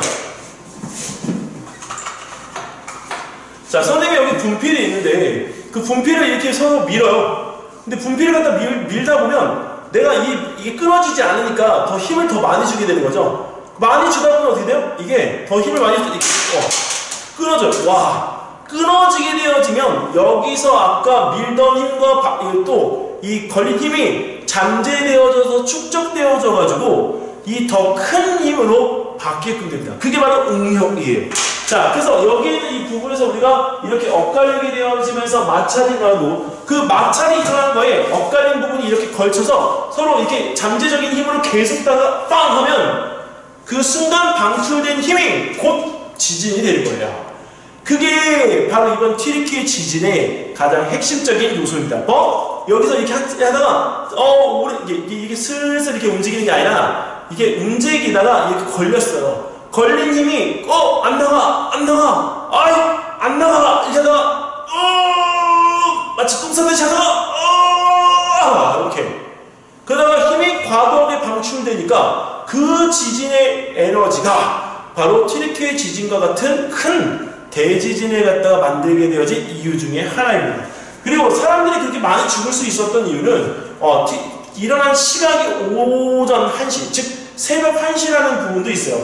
근데 오히려 지진이 발생하고 나서 생존자를 구조할 때 정작 살아있는 사람들의 대부분들은 누구였나? 어린아이들이었어요. 왜? 그 어린아이들이 그 건물 잔해 속에서 빗대서 작은 공간에서 살아남을 수가 있었기 때문에 그 부분에서 생존자로서 우리가 말하는데, 어른들은 아무래도 어린이보다는 덩치가 크기 때문에 더 사상자 반응에 많이 들어간 거죠. 자, 그런데 이런 부분들에 대한 것들이 새벽 1시에 일어났다고 해서 사람들이 죽었다고 해서 우리가 그 지진에 대한 대응을 안 할 건 아니잖아요. 근데 여러분들, 우리나라는요 지진에 대한 대비를 갖다 단 한 번도 해본 적이 없어요. 여러분 해본 적이 있나요? 없어요. 없단 말이에요. 없어요. 자, 근데 그런 부분에서 우리가 지진에 대한 대비를 갖다가 해보고 싶어요. 그럼 지진을 발생시켜야 되는데 인공지진을 발생시킬 수는 없잖아요. 그래서 그런 지진을 갖다 발생시키기 위해서 우리가 해결해야 될 힌트, 키워드 바로 뭐냐? 뒤에 나오지만 메타버스. 그 메타버스라고 하는 이 부분을 갖다가 이용해서 지진 시뮬레이션을 갖다 만들고, 그 지진 시뮬레이션을 통해서 내가 지진에 대한 대비 능력을 키워 나갈 수 있으면 그거만큼 좋은 시스템이 없는 것 같아요. 그러니까 그런 것들을 갖다가 이용할 때 이런 지진이 주양 이동 단층이라고 하는 것도 경험을 직접 해보는 걸 메타버스 안에서 권합니다. 그러니까 메타버스라고 하는 건 그만큼 훌륭한 교육 자료가 될 수가 있기 때문에 메타버스라는 단어를 개요소 처음부터 개요소 끝날 때까지 절대 까먹으면 안 돼요. 메타버스는 몇 년이 지난다고 하더라도 아직 메타버스가 이제 우리가 활동적으로, 활성적으로 이렇게 막 우리가 되어지고 있는 건 아니기 때문에 메타버스라고 하는 걸 얼마든지 활용의 가치를 두고 이야기할 수가 있습니다. 자, 여기는 근데 우리 아까 이야기했던 주형 이동단층이라고 우리나라에 없어요? 라고 물어볼까봐 선생님이 여기서 일단 했는데 우리나라에 있어요. 주형 이동단층. 근데 그 중에서도 지진이 정말 많이 발생하는 곳이 있는데 그게 어디냐? 여기 경상도? 물론 경상도이기도 하죠. 하지만 횟수적으로는 백령도, 강화도 쪽이 진짜 지진의 횟수가 많습니다. 자, 근데 그걸 우리가 모르는 이유는 바다 속이기 때문에, 섬 근처이기 때문이죠. 즉 육지에까지 영향을 안 주기 때문이에요. 혹시나 여기서 백령도 부분이면 바닷물이 있기 때문에 우리한테 전달이 안 되는 거 아닌가 라는 생각은 하지 않을 거죠. 그 생각은 왜 하지 말아야 되냐면 그 바닷물 속에 우리 깊이 대륙이, 즉 대륙붕이 땅이 연결되어져 있기 때문에 그런 생각을 하면 절대 안 돼요. 자, 하지만 백령도 부분에 있는 단층대는 이런 주형 이동 단층이다. 자, 그래서 땅이 엇갈리면서 이런 지진을 갖다 발생시키기 때문에 드륵 하면 다 잦은 지진이 발생할 가능성이 있게 되어집니다. 자, 이번엔 내용 콩집기. 자, 우리 첫 번째 끝났고요. 이제 우리 두 번째. 우리나라하고 튀르키예 지진이 발생하는 지진에 대해서 어떤 차이점이 있을까? 뭐 사실 지진이라고 하는 것에 대한 차이점이 우리는 뭐 크지 않아요. 어차피 지진은 지진이니까. 근데 비교를 갖다가 해서 찾아내야 되는 거잖아요. 그래서 비교해봤어요. 자, 일단은 여기는 이 부분에 대한 문구를 갖다 하나 보여드리는데 대한민국은 지진의 안전지대인가? 우리가 맨날 지진이 나오면 진짜 지진의 안전지대인가? 라고 하는 이 묻는 이 Q&A처럼 나오는 이 문구가 너무 눈에 익어요. 이제 좀 징그러워. 이제 막. 왜? 너무 많이 물어보니까. 근데 역으로 거꾸로 이용해서 우리나라가 지진의 안전지대인가라고 물어봤을 때 우리나라를 지진의 안전지대라고 생각하는 사람이 많다는 거. 근데 그거는 터키도 마찬가지야. 튀르키예도 마찬가지였어. 즉 공통점으로는 지진에 대한 안전 불감증이 우리도 그렇지만 튀르키예도 공통점이었다. 그래서 비교를 갖다가 할 때 여기서 지진에 대한 차이점만 논하지 마시고 거기서 이 두 나라가 가지고 있는 안전 불감증에 대한 이야기를 콕 집어서 차이점에 대한 부분으로 우리가 비교를 하는 게 훨씬 좋지 않을까 이렇게 제안을 드려봅니다. 자, 그래서 우리가 예기치 못한 지진을 갖다가 우리가 최소화할 때 대처하는 방법이 필요한데 그런 방법에 대해서 우리가 안전 불감증을 가지고 있다 보니까 지금 선생님이 이 나이에 먹도록 지진에 대한 대비를 단 한 번도 해본 적이 없는 거예요. 자, 그러니까 여기서 지진에 대한 대비를 갖다 하기 위해서는 선생님 같은 사람이 내가 원하는 건 뭐다? 메타버스. 자, 그 다음에 두 번째, 우리나라하고 튀르키예 지진에 대한 비교를 갖다 할 때 뭘 비교하지라는 이 퀘스천이 생기면 이렇게 세 가지를 갖다 비교해보는 건 어때요? 지리적인 위치에 의해서 우리가 지각판의 종류가 달라지는 점. 근데 지각판의 종류가 달라진다고 해서 여기 지진의 그 발생 횟수가 똑같은 건 아니죠. 달라지잖아요. 그래서 연간 발생 빈도 그리고 또 하나 지진에 대한 대응 관련 시스템에 대한 부분들을 어떻게 운영하고 있는지를 우리가 비교를 해보면 좋을 것 같습니다. 자, 그런데 여기 이 세 개 중에 만약에 지금 그래도 제일 중요한 게 뭘까? 라고 꼽는다면 그 꼽는 부분에 대한 걸 갖다가 우리가 딱 집었을 때 하나만 딱 집어라 라고 한다면 어떤 걸 집어야 되냐면 선생님은 2번, 3번 당연히 버릴 거예요. 왜? 1번이 제일 중요하니까. 이유는 아까 이야기했던 것처럼 판의 경계에서 지진이 발생하는데 그 판의 아까 속도에 대한 부분에 이야기를 했잖아요. 근데 여기서는 지리적으로 우리가 달라진 판의 종류에 따라서 판이 움직이는 방향이 달라져요. 그럼 판이 움직이는 방향이 달라지게 되면 당연히 여기 있는 이 부분에서 우리가 이렇게 그 부딪히는 충돌형 경계냐 아니면 일본과 우리나라처럼 섭입형 경계냐 이런 얘기가 됩니다. 여러분들 왜 일본이 침몰한다 이런 표현을 갖다 쓰는지 아세요? 일본은 절대 우리가 거기에 경계 근처에는 있지만 유라시아판과 북태평양판의 우리가 이 틈 사이에 얹혀져 있지는 않아요. 그러니까 여기 일본은 유라시아판과 북태평양판이 만나는 경계 근처에 있어요. 그런데 말이죠. 자, 여기서 이게 지금 우리 하나의 판일 때 우리나라가 지금 있는, 일본과 우리나라가 있는 판은 이렇게 안쪽으로 말려 들어가요. 말려 들어가. 그리고 자, 그 일본판에 여기에 이 북태평양판이 여기를 밀고 들어오면서 여기 틈이 생겨요. 이렇게. 근데 이 틈 사이에 바로 뭐가 있냐면 일본과 우리나라 사이에 화산지대가 많잖아요. 바로 마그마 방이 있어요. 마그마 방이 큰 게 있어가지고 퉁퉁퉁 하고 터지면 이 절벽이 어떻게 돼요? 칼로 도려낸 것처럼 잘라져서 일본의 동해안 쪽, 저번에 후쿠시마 원전 터졌던데 그쪽으로 기울어요. 이렇게 기울면서 후지산 쪽이 지금보다 더 높은 위치에 가게 됩니다. 그게 바로 일본 침몰이에요. 그래서 일본이 우리가 그런 위치에 있기 때문에 실제로 우리가 가지고 있는 이 지금의 상황과는 매우 다르죠.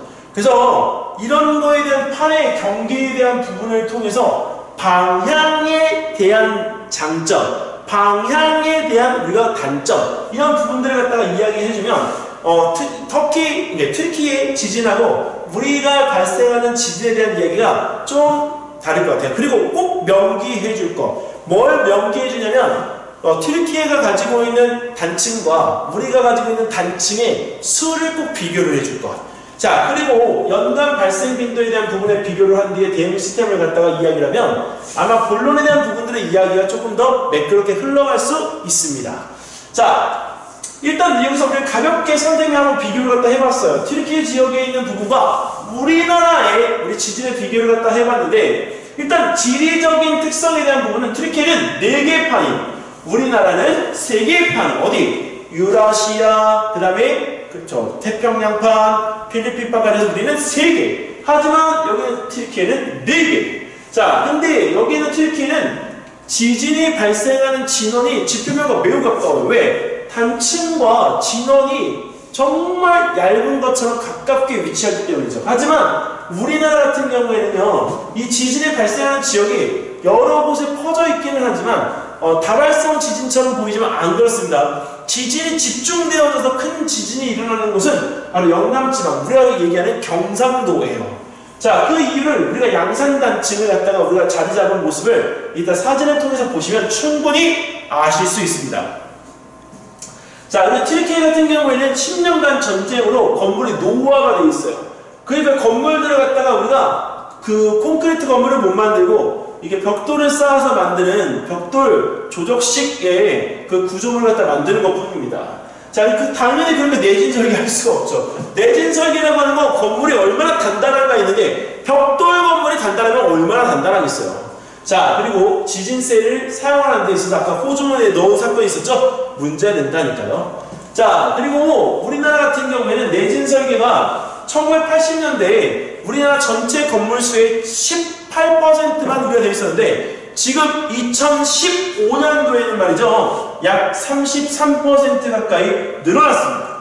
자, 근데 이런 지진에 대한 부분에 대해서 준비를 하기에 내진 설계가 우리가 되긴 했지만 내진 설계만 우리가 여기서 지진에 대비를 할 수 있는 건 아니에요. 면진, 그다음에 재진도 있기 때문에 전체적인 부분의 지진에 대해서 준비할 수 있는 기준이 33%가 넘었다라고 하는 것만 보시면 됩니다. 그리고 2023년 지금은 이 33%라고 하는 근간의 숫자가 더 늘리지 않았어요. 왜? 바로 건물이 새로 만들어져야 되는데 그 이후에 많은 건물들이 지어지기는 했지만 실질적으로 이 내진 설계에 대한 부분까지 고려한 이 건물들은 많지 않다. 이유가 아까 얘기했잖아요. 서류상으로 이루어진 게 많다고. 직접 가보고 이 건물 진짜 내진 설계한 거 맞아요? 이렇게 얘기해야 되는데 서류상으로만 내진 설계했군요. 네, 알았어요. 이렇게 해버리니까 여기는 이 부분에 대한 게 우리가 사실 유명무실하게 된 거죠. 그래서 관련법에 대한 우리가 여기 확인을 다시 한번 제정해서 입법해서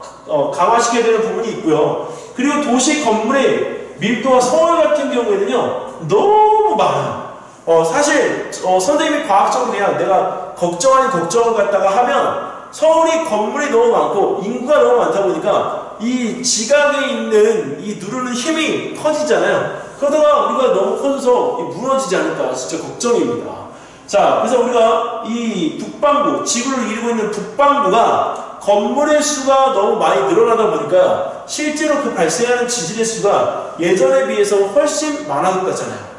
믿거나 말거나 하지만 그게 근거 없는 이야기가 들릴 정도로 국방부가 지금 매우 무거운 건 사실이에요. 자, 이번에 우리 세 번째. 자, 지진의 피해 지역을 예측하기 위해서 데이터를 갖다 활용하라고 했는데, 자, 이 자료는 어디에 있느냐? 바로 기상청에 있습니다. 자, 근데 기상청에 들어가기 전에, 지진이 발생되어지는 지역을 어떻게 우리가 알지? 라고 만약에 질문을 던진다면, 여러분들은 뭐라고 답변을 갖다 할 거예요? 자, 지진은 우리가 발생되는 지역?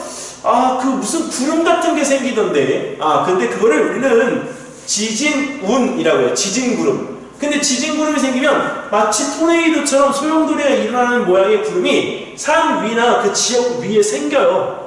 근데 그 구름만을 갖다가 우리 보고 지진이 발생할 것 같다라는 이야기를 할 수는 없습니다. 왜? 우리 일본에 가면 심해요. 심해에 사는 아주 커다란 갈치 같은 것들이 이렇게 올라오면 지진이 발생한 징조다 이렇게 얘기를 하잖아요. 근데 믿거나 말거나 나서 즉 과학적인 근거가 없어서 그 부분을 여기에 쓸 수는 없어요. 자, 그리고 또 하나, 여기 우리가 그 지진이 발생할 때 보면 막 뱀들이 몇만 마리씩 막 기어 나오고 개구리 떼가 막 여기 나오고 막 새가 막 날아다니고 하는데, 자, 그것들을 우리는 동물의 이상적인 행동이라고 보죠. 근데 그게 왜 생기는지 어떤 한 과학자들, 연구 집단이 밝혔는데 그 부분에 대한 것들도 아직 정확하게 신뢰도가 있는 자료는 아닙니다. 근데 정말 약간 놀라운 이야기였어요. 뭐냐? 여기 규산형 광물이, 자, 우리가 물속에서, 자, 이온화가 되어졌을 때, 자, 산소 이온을 갖다가 방출하잖아요. 그러면 그 산소 이온이 산소를 갖다 방출한 그 물이 이제 그 동물들한테 먹혀지게 되면 동물들의 이 정신적인 부분에 이상이 생겨서 집단 행동을 하게 된다라고 하는 근거의 논문을 발표를 했어요. 근데 이게 그냥 단순하게 발표 자료이면 그럴 수도 있겠죠. 그런 생각 좋아. 이렇게 하겠는데, 이게 논문으로 발표된다면, 논문으로.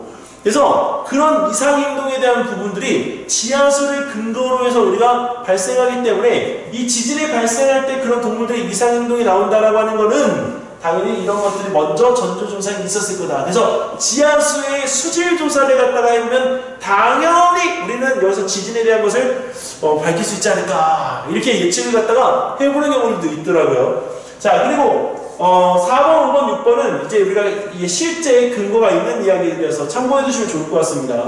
뭐냐면 단층이 갈라진 가운데에서 가스가 나와요. 근데 이 가스가 나오면 우리가 이게 실제 도시가스에서 나는 가스 냄새처럼 우리가 찌릿내 비슷하게 나는데, 그 가스 냄새를 갖다가 우리가 이 전체적으로 지역 전체적으로 일어날 경우에 바로 그거는 지진이 일어날 수 있는 확률이 높다라고 이야기합니다. 그리고 우리가 여기서 이 단층이 이렇게 벌어진 틈 사이로 가스만 새어나오는 게 아니라 방사성 물질인 라돈가스도 새어나와요. 근데 한 가지, 우리나라 같은 경우에는 우리나라 전체 국토의 68%가 바로 화강암 지대이기 때문에 그 화강암 지대라고 하는 이 부분의 특징으로 인해서 우리는 라돈이 많이 이렇게 뿜어져 나오는 현장을 가지고 있는 거랑 마찬가지입니다.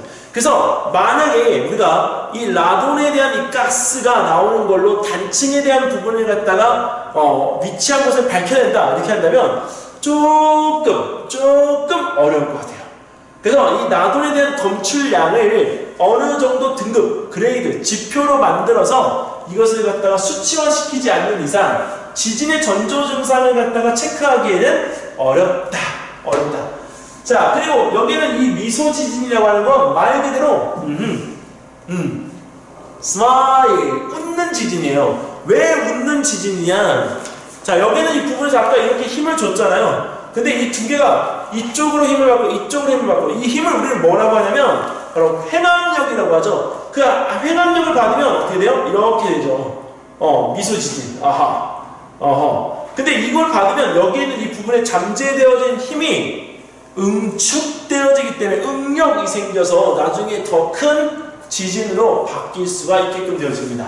자, 그래서 이런 것들로 인해서 우리는 지진을 예측할 수가 있다더라. 하지만 근거가 없는 것들도 있고, 근거가 있는 것들도 있고, 하지만 근거가 있다고 한들 그 부분에 대한 것들이 완전하게 우리가 시스템적으로 뭔가가 갖춰지지 않는다면 이것도 믿기가 조금은 힘들 수 있는 거죠. 요새는 여러분들이 코딩을 하고 알고리즘, 그 다음에 우리가 아두이노를 하기 때문에 센서를 기반으로 한 알고리즘을 이용해서 지진이 발생되어질 수 있는 지역의 예측을 우리가 쉽게 할 수 있도록 우리가 이런 어떤 그 코딩 언어, 코딩 프로그램을 짤 수 있을 것 같아요. 근데 그런 것들을 갖다가 만약에 창의적인 대안으로 제시를 해보면 더 좋고요. 우리나라 같은 경우에는 지진이 도시에서 우리가 보이지 않는 이유가 뭐냐면 대부분의 지진들은 바로 산속에서 발견이 되기 때문에 그렇습니다. 그래서 산속에 지진 계측기를 갖다가 설치해 놓고 우리가 그래서 지진을 측정하는데 도시에서는 잘 못 느끼지만 정말 많은 수의 지진이 발생을 합니다. 자, 그래서 우리가 그런 계측기들을 우리가 여기서 산속에다 설치해놓고 지진을 갖다 계속 감시하고 있다라고 하는 정도는 인지를 하고 계시는 게 좋을 것 같아요. 자, 바로 우리나라 여기 기상청 사이트인데요. 기상청 사이트에 들어가면 지진을 조회할 수가 있어요. 지진을 조회할 수가 있고 그 지진을 발생되어진 연도를 지정을 해서 발생되어진 규모와 그 다음에 지역까지 다 선택을 할 수가 있습니다. 정확하게 선택할 수 있어요. 그렇기 때문에 만약에 여러분들이 서울과 부산이 지진이 어느 쪽에 더 많이 발생했는지 그 부분을 갖다 비교해보고 싶다면 그 자료를 갖다 이렇게 검색하면 충분히 우리가 볼 수 있는 만큼의 데이터가 나오게끔 됩니다. 단! 데이터를 갖다가 산정할 때 1950년도부터 지금 23년도까지 모든 데이터가 다 나와야 되는 건 아니잖아요. 그러니까 데이터를 너무 방대하게 우리가 쌓지 말고 최근 5년, 그러니까 지금 현재 23년이니까 많이 내려간 맥스로 18년부터 23년도까지 아니면 2020년 이후에니까 2020년부터 2023년 지금까지 발생되어진 지진에 대한 부분들을 이렇게 우리가 분석해서 하기 위해 엑셀로 자료를 갖다 다운로드 받으면 상세하게 모든 게 다 나옵니다. 그리고 여러분들 지진이 발생되어지는 이거는 좀 근거가 없는 얘기들도 있을 수 있지만 분석이니까 한번 해보면 봄, 여름, 가을, 겨울에 또는 1년 12달 중에 지진이 많이 발생하는 달을 갖다 한번 찾아보는 것도 하나의 답이 될 수 있어요. 왜? 그 지역적인 부분에 있어서 이제 기후, 봄, 여름, 가을, 겨울에 땅이 이제 우리가 이 온도에 대한 부분이 달라지잖아요. 그럼 땅이 가지고 있는 온도 차이에 의해서 땅이 움직이는 이동 또한 달라질 수가 있기 때문에 이런 부분들에 대한 것들을 뽑을 때 여러 가지 다각도에서 분석을 해보는 것이 매우 중요합니다. 자, 그럼 우리나라 지진 피해에 대한 예측 지역을 갖다가 찾아서 이렇게 우리가 지금 이야기를 갖다 했잖아요? 자, 그리고 여기에는 이 표도 분명히 볼 거예요? 자, 근데 이 표는 별로 근거가 없죠. 왜? 여기는 이 부분에서 아날로그적인 것과 디지털적인 부분에서의 지진의 우리가 횟수를 갖다가 우리가 측정하는데 더 많아진 거는 이때는 시스템이 없기 때문에 여기는 시스템이 있기 때문에 우리가 그렇게 됐는데 디지털 관측 1999년 이후에 어떻게 돼요? 점점 증가하다가 2015년 이후에 갑자기 급증을 해요. 근데 우리가 거꾸로 얘기하면 지진이 우리가 2015년 이후에 16년 이후에 다시 이렇게 우리가 횟수가 줄어든 것도 한 번은 점검을 해봐야 합니다. 자, 그리고 여기서 우리가 이 기상청에서 제공하는 사진 중에 자료 중에 지진이 발생한 그 지역을 1978년부터 2022년까지 규모 2부터 규모 5 이상까지를 이렇게 표시한 이 지도가 있어요. 자, 이렇게 한번 크게 볼까요? 자, 이렇게 크게 보면 녹색인 점, 노란색인 점, 붉은색인 점 이렇게 나오는데 그 점에 대한 이 부분들이 우리가 다 중요한 거 아니에요. 오히려 점들이 많이 몰려있는 이 지금 우리가 평양 위쪽이나 아니면 충청도, 그 다음에 우리 경상도 여기 점 몰려있는 걸 보면 충청도가 우리나라 지진이 정말 많이 발생하는 것 같아요. 자, 그런데 이것만 놓고 봤을 때는 그렇지만 실제로 우리가 발생하는데 피해를 갖다가 주었던 큰 지진들이 발생한 빨간 점들이 위치한 지역이 어디가 제일 많은지를 우리가 봐야 된다는 거. 그러면 여기에서 우리가 이 경상도 쪽에 빨간색의 점들이 우리가 위치하고 있으므로 아무래도 단층으로 인한 지진의 피해 사례가 많을 거다. 자, 그럼 여기서 우리는 자료 분석할 때 이런 지도를 갖다가 보면 뭘 갖다 고민해야 되는가? 딱 고민할 거는 이게 5가지로 우리 한번 나눠봤는데 일단 많이 몰려있는 곳을 찾을 건가? 많이 몰려있는 곳을 갖다가 찾을 거면 그 많이 몰려있는 이유에 대한 부분을 갖다 우리가 조사해야 되기 때문에 결론적인 건 좀 쉽게 알 수가 있겠죠. 질문을 한번 던져봐요, 스스로. 네, 두 번째, 큰 규모의 지진이 발생한 지역을 위주로 볼 것인가. 지진의 규모가 크게 우리가 여기서 발생을 갖다가 했을 때 아까 빨간색의 점들이 있는 이 위치를 찝어보면 왜 이 지역에 이렇게 우리가 큰 지진이 발생했지? 라고 여기서 예측해 볼 수가 있거든요. 그리고 단층대 주변과 비교해 볼 것인가. 당연히 여기는 이 사진만 보면 안 돼요. 단층대하고 같이 비교를 해봐야 됩니다. 그리고 그 단층대에서 받는 영향은 또 어떤 거예요? 단층대에서 받는 영향? 뭘 갖다 뜻하느냐? 단층대가 움직이는 방향을 꼭 찾아봐야 됩니다. 자, 그 다음에 지진의 피해에 대한 진도 크기. 진도라고 하는 건 피해 정도인 거죠. 그 규모가 아니라 피해 정도에 대한 부분의 크기가 어느 정도인지를 찾아보는 게 중요해요. 자, 방금 전에 여기서 봤던 이 사진을 이렇게 실제 단층대를 그려져 있는 사진으로 바꾸면 자, 이렇게 붉은색의 단층대들이 나타나는데 자, 다른 곳에서는 단층대가 이렇게 우리가 표현되어지지만 어때요? 여기 경상도 지역은 마치 뭔가를 갖다 여러 개를 갖다 그어놓은 것처럼 단층대가 중복되어져 있죠. 그리고 이 우리나라의 꼬리에 해당되어지는 이 부분이 바로 잘려요. 양산단층 잘려요. 그리고 양산단층에서 우리가 갈라져 나온 이 줄기가 부산을 갖다가 우리가 커팅해서 이 부분이 완전 섬처럼 분리가 될 수 있는 이곳 바로 어디에요? 울산단층. 그래서 양산단층과 울산단층에 대한 이 부분들이 바로 우리가 위험 요소로 우리가 지금 있기 때문에 경상도 쪽이 아무래도 지진의 발생이 훨씬 더 많고 큰 지진들이 많이 발생하는 요소가 되어집니다. 자, 그리고 여기에는 이 부분에 이런 60개의 활단층, 즉 활성단층이 있는 이 부분이 우리가 나오는데 우리나라는 여기는 이 부분에서 발견되어진 활성단층이 이 울산단층, 양산단층 포함해서 총 몇 개? 60개예요, 60개. 자, 근데 그 60개가 있는데 아까 트리케이 같은 경우에는 그 활성단층이 우리나라만큼 많을까? 찾아보면 우리나라 개수가 거의 차이가 나지는 않습니다. 그런데 중요한 거는 우리나라는 이 양산단층과 같은 것이 하나밖에 없지만 트리케이 같은 경우에는 사면이 다 판의 경계로 우리가 이어져 있다 보니까 실제로 발생되어지는 이런 단층의 구조가 거의 트리키 전 지역의 2분의 1만큼이나 돼요.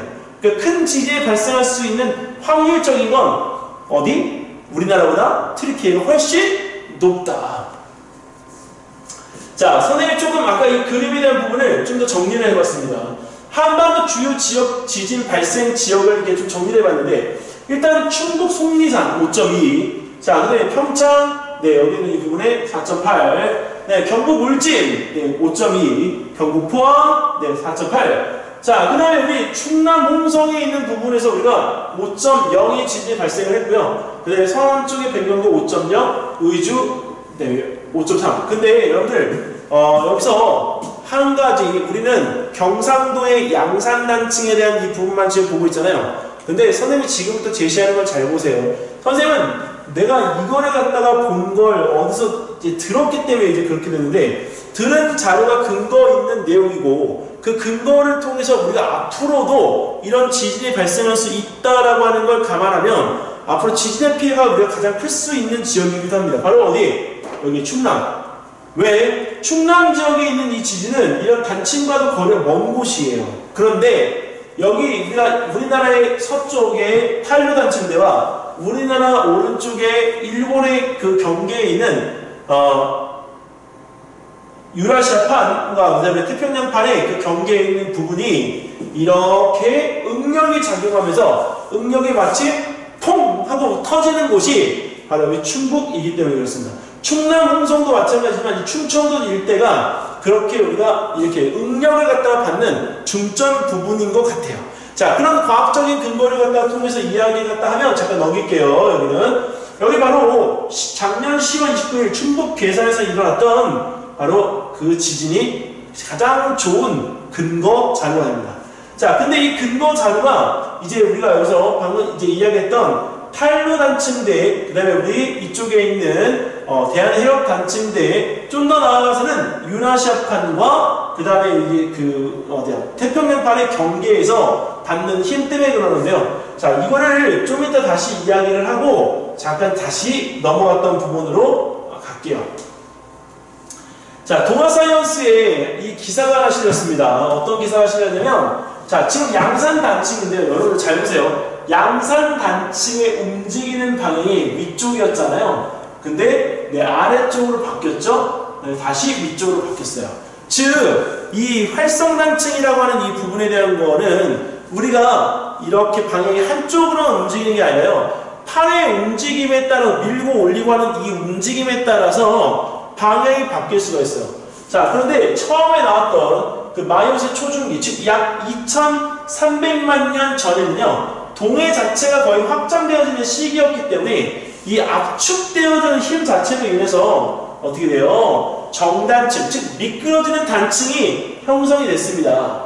자, 그런데 여기 이 마이오시 중국이 1600만 년 전에는 말이죠. 여기 이 확장됐던 이 부분이 필리핀판이 우리가 밀고 올라오면서 여기에는 이 부분이 서로 압축되어져요. 즉 여기에는 이 부분이 이렇게 아까 벌어졌던 것들이 서로가 밀려 나왔던 것들이 다시 밀려 올라가게 되는 거예요. 밀려 내려왔던 게 다시 필리핀판에 의해서 밀려 올라간 거예요. 되게 신기하잖아요? 어떻게 땅덩어리가 밀려 내려왔는데 마치 밀어서 올라가듯이 밀어 올리냐고. 정말. 자, 그리고 여기에는 이 플라이오세, 즉 약 500만 년이 전에는 그런 부분에서 이제 태평양편까지 가세를 갖다가 하면서 이 울산단층에 대한 이루는 압력 자체가 더 커지게끔 되어져서 이 단층이 더 세분화됩니다. 즉 쪼개졌던 게 2개밖에 안 됐었는데 다른 힘이 작용하면서 그 단층이 끊어진 부분이 더 생긴 거예요. 자, 또 끊어진 부분이 더 생겼다는 건 좋아할 일은 아니죠. 왜? 단층이 더 생기면 지진이 발생될 수 있는 확률이 또 높아지니까.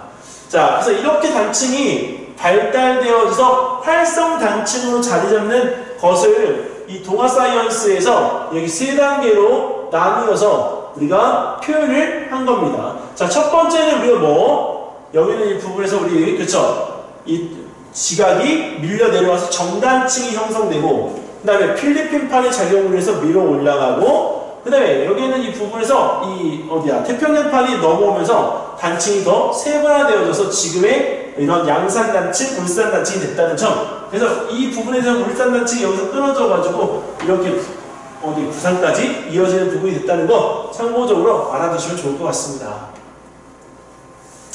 자, 우리나라에 튀르키예하고 닮은 지역이 있다라고 이렇게 표현을 갖다 썼는데 사실 이 사진에 대한 부분보다 이 사진이 더 여러분들한테는 좀 귀감이 될 것 같아요. 뭐냐면 지금 여기 우리가 1976년 20만 명의 사망자를 냈던 우리가 탕산, 자, 스촨. 자, 근데 대지진이 이 탄류단층대에서 우리가 왔는데 탄류단층대는 아까 봤던 이런 짜질구레한 이런 작은 단층과는 게임이 안 되죠. 왜? 단층 사이즈를 보세요. 엄청 크죠? 근데 이게 우리 어디에 있냐면 서해안에 있어요. 서해안. 서해안에 있는 탄류단층대가 우리나라를 이렇게 밀고 있어요.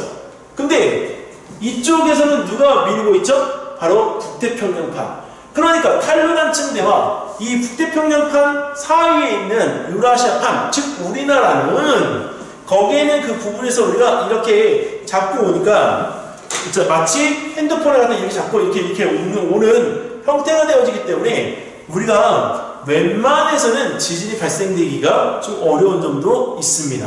하지만 아까처럼 충북 괴산에서 발생되어졌던 응령의 미소 지진이 발생을 하면 우리가 더 큰 지진도 발생할 수가 있기 때문에 사실은 대비를 해야 되는 거죠. 하지만 우리 세대에서 발생을 안 할 수도 있고 또 우리 세대에서 발생을 할 수도 있는 그 시간적인 부분의 해석이 안 되기 때문에 지진의 발생을 예측하기가 어려워요. 하지만 물리를 갖다가 좀 해보는 친구들은 아마 알 거예요. 그 잠재적인 응력의 에너지를 계산할 수 있다면 지진이 언제쯤 발생할 수 있을지를 예측해 볼 수 있지 않을까. 그래서 만약에 창의적인 대안점으로 우리는 지진의 발생 예측 시스템을 갖다가 짜본다면 응력 에너지를 갖다가 우리가 그 크기를 잴 수 있는 어떤 장비, 어떤 기술력 또는 어떤 이런 프로그램 같은 것들을 만들어낸다면 이 충북에서 발생할 수 있는 지진의 시점을 우리는 찾아낼 수 있습니다.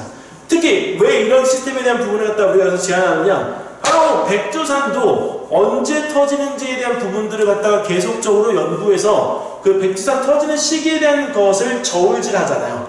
그러니까 그런 것처럼 그 에너지의 크기로 백두산이 터질 것처럼 예상하는 것처럼 이 지진이 발생하는 것도 또한 예상할 수가 있게 되어집니다. 자, 지금은 이 지진에 대해서 우리가 내진 설계, 면진 설계, 그 다음에 이 재진 설계 이렇게 얘기를 하는데 이 세 개가 요새는 융복합적으로 같이 이용됩니다.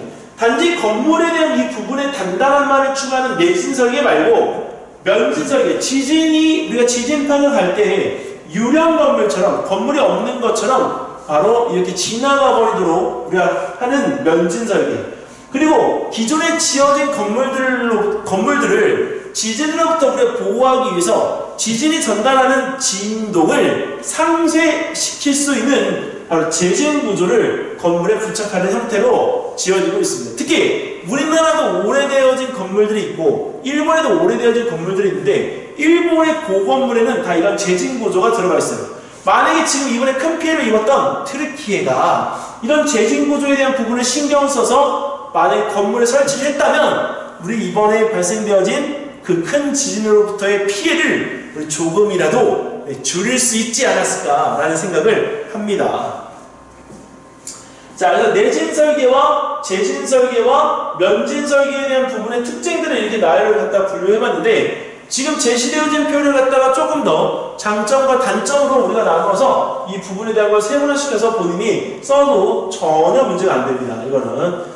자, 그러면 이런 지진 대비를 갖다가 우리가 어떻게 할 수 있는지 대안점을 갖다가 우리 한번 찾아봐야 되는데 선생님이 줄 수 있는 아이디어는 몇 가지인데 그거를 좀 더 여러분들이 확장시켜서 해봤으면 좋겠어요. 자, 일단은 메타버스 활용하기. 지진 발생에 대한 부분들이 연습이 필요하니까 지금처럼 메타 공간에서 무슨 경기들을 갖다 보면서 하트를 뿅뿅뿅뿅뿅 하고 날리는 것처럼 메타 공간을 활용한 교육 시스템을 갖다 만들면 시뮬레이션 시스템을 만들면 효과적이지 않을까. 자, 지금 보는 것들도 이렇게 우리가 매뉴얼만 보지 말고 이 매뉴얼들을 갖다가 진짜 실제처럼 할 수 있는 재난재해 대비 시스템을 메타버스로 만들지 않을까요?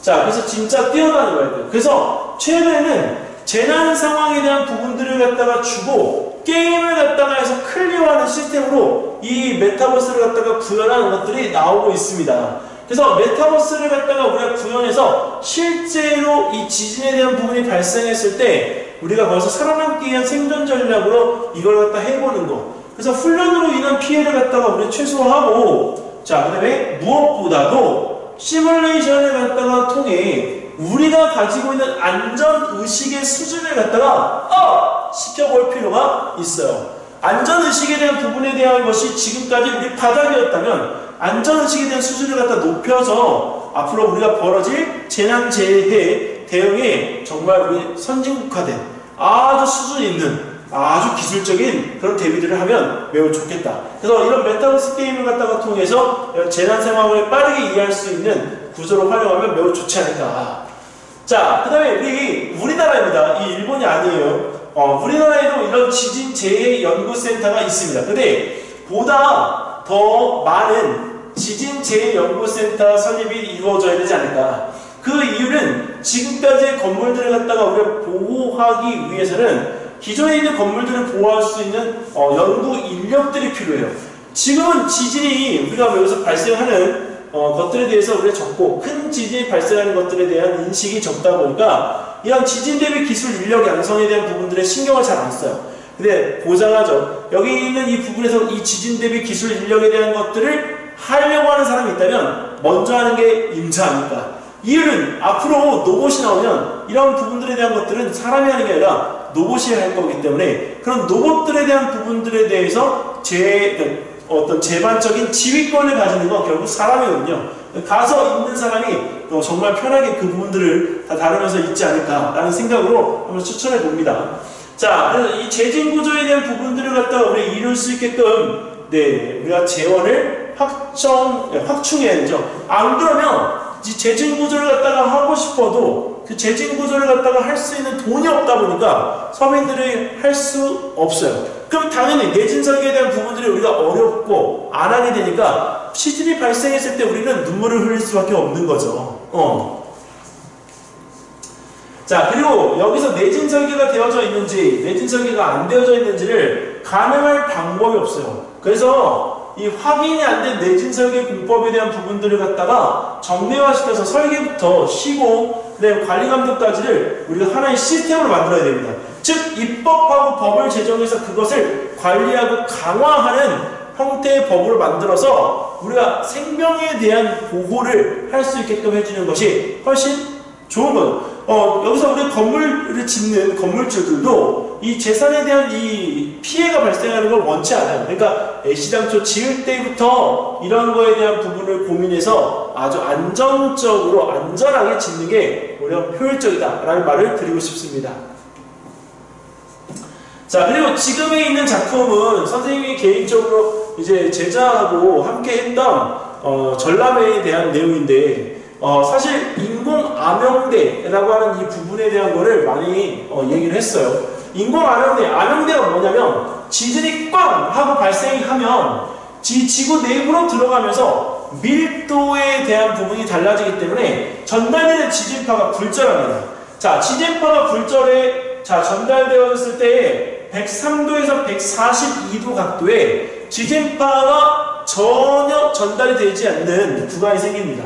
자, 이 부분을 우리는 바로 암용대라고 하는데, 그런 암용대를 갖다가 인공적으로 만드는 거죠. 강석, 즉 삼세간섭 같은 걸 통해서 우리가 파동을 우리가 없애줄 수 있는 건물의 형태를 만들거나, 아니면 건물 주변에 역률이 높은 금속을 갖다가 넣어서, 아니면 또 심어서 거기에서 우리가 진동이 땅 하고 발생을 하면 그 상세간섭이 일어날 수 있는 하나의 그 포인트 때문에 그 지역 전체가 다 또 인공암용대의 존에 들어갈 수 있습니다.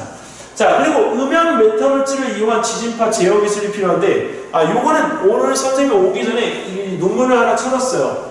자, 어떤 논문이냐면 음향파의 일종인 지진파를 제어하기 위해서 자, 내진 설계까지 우리가 적용되는데, 첫 번째는 클로킹, 바로 건물을 갖다가 비껴가게 하는 겁니다. 지진파가 이 불절하면서 휘면 지진파가 그 건물에 해를 끼치지 않고 비껴가는 거예요. 네.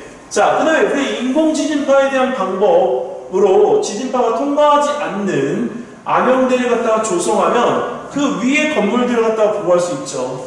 자, 이 부분에 대한 논문이 바로 이 근거입니다. 그래서 음향메타 물질을 이용한 지진파 제어 기술에 대한 것을 한국물리학회에서 언제 2014년에 우리가 발표한 내용인데, 이 발표한 내용에 대한 부분들을 갖다가 우리가 참고삼아 직접 한번 찾아봐도 괜찮을 것 같아요. 인공암용대에 대한 부분은 파동에 대한 간섭을 갖다가 이용해서 실제 우리가 구현화시킬 수 있는 기술이기 때문에 창의적인 대안으로 제시를 해도 얼마든지 가능합니다. 자, 벌써 11시 40분이에요. 자, 이제는 어느 정도 이제 이야기가 됐기 때문에 이제부터는 개요서를 어떻게 쓸 건가에 대한 이야기를 좀 해야 되는데, 개요서라고 하는 부분에 대한 거는 하나의 그릇이에요. 그릇. 근데 개요서라고 하는 부분에 대한 그릇을 주면 담는 건 누가 담는 거냐? 여러분들이 담는 거야. 물론 지금까지 수업했던 이 내용들을 갖다가 토대로 해서 담아도 괜찮고요. 자, 그리고 또 하나는 여기서 이 담긴 내용에 대한 부분들을 우리가, 그렇죠, 이게 버무리는 것까지 하면 너무 완벽하죠. 하지만 선생님이 여기서 여러분들이 개요서 수업하면서 나랑 같이 했던 사람들이 가지고 있는 틀을 조금 바꿔보면 이렇게도 바꿀 수 있다. 그래서 지금 처음 듣는 친구들은 이게 무슨 얘기인지 잘 모르겠지만 이제 들었던 친구들은 개요서의 틀이 이렇게도 바뀔 수 있구나라고 하는 거라면 수준이 한 단계 더 높아질 것 같아요. 자, 그러면 일단 선생님은 개요서를 갖다가 서론, 본론, 결론으로 적을 것을 주장을 합니다. 자, 근데 서론, 본론, 결론으로 적을 것을 주장을 갖다가 하는데, 거기서 쓸 때 로마 숫자 1, 그 다음에 우리가 가나다라, 괄호 문자 1 이렇게 해서 그 순서를 갖다가 정합니다. 근데 서론에서 정의를 적을 때는요, 내가 필요로 하는 방향에 대한 정의가 필요하기 때문에 이 지금 개요서에서는 트리케 지진에 대한 지진, 그리고 그 트리케 지진의 우리가 특징이었던 취향 이동 단층에 대한 이 정의가 필요하다고 생각이 돼서 여기 정의에 집어넣었어요. 그리고 이런 트리케 지진에선 우리가 대지진이 발생한 거잖아요. 근데 왜 발생했는지 그 과학적인 원리를 적어야 되는 거잖아요. 근데 그 대지진이 발생할 수밖에 없었던 배경에 대한 것을 여기서 적어주면 좋을 것 같고요. 그리고 그 지진이 발생했을 때 지질학적인 원리도 중요하지만 따로 분리해서 튀르키예 지진 속에 발생되어진 과학적 원리에 대한 것들도 여기에서 우리가 따로 분리해 우리가 여기서 그 개요서의 내용을 채워둬도 좋을 것 같습니다. 자, 그리고 여기서 보통에 있는 친구들은 개요서를 갖다 적을 때 다나 다까지밖에 안 적어요. 근데 선생님하고 수업했던 친구들은 여기는 이 부분에서 그 내용을 하나 더 적죠. 뭐? 바로 사회적인 반응. 그래서 첫인상이 굉장히 강한 개요서가 되고, 그 다음에 또 하나는 개요서에 대한 부분을 갖다 적을 때 본론 같은 개요서가 됩니다. 자, 그래서 이 본론 같은 개요서를 갖다 적을 때 중요한 바로 이 사회적인 반응. 예, 개인, 단체, 국내, 해외. 자, 그리고 여기서 이 개인에 관한 건 전문가나 구호활동을 했던 어떤 봉사자의 인터뷰 내용도 괜찮고요. 그리고 단체에서는 거기 지진 발생 지역에 나갔던 소방관 단체, 그리고 국가적인 단체, 아니면 우리가 어떤 그린피스의 단체, 이건 다 돼요. 그런데 중요한 거는 그 피해자 단체가 있으면 그 피해자 단체에서 우리가 이야기하고 있는 현실도 들어봐야 된다는 거. 그래서 그런 반응을 갖다가 토대로 해서 국내에서 어떻게 대응하고 있고, 그 다음에 해외에서 어떻게 대응하고 있는지 그 부분에 대한 것들을 이렇게 적다 보면 본론 같은 서론이 여기서 내용적으로 갖춰질 수 있습니다. 자, 그 다음에 본론은 튀르키예 지진과 우리나라 지질학적 위치에 대한 비교인데, 우리나라하고 튀르키예하고 지진이 어떤 차이점이 있을지 비교하는 부분이죠. 근데 아까 이야기했던 것처럼 선생님이라면 나는 속도에 대한 부분에 대해서 나는 입이 꽂혔기 때문에 속도에 대한 부분과 방향으로 그 부분에 대한 비교를 해보겠다. 그리고 국내, 해외에 대한 지진의 대응 방법에 대한 부분을 통해서 지진을 어떻게 대비할 건지 일반적인 방법, 기술적인 방법, 창의적인 방법에 대해서 이야기를 해보겠다. 이렇게 이야기를 할 거예요.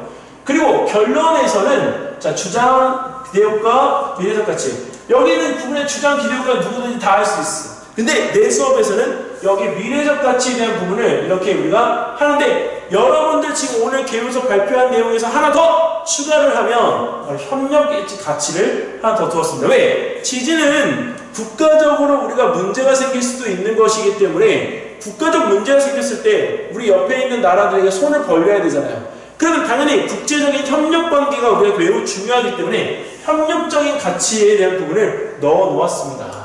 자, 이렇게 해서 여기 있는 이 부분에 대한 것들을 우리가 알아보고 예방할 수 있는 재난안전 포털이나 이런 데 참여해서 본다면 큰 무리 없이 들어갈 수 있을 것 같아요.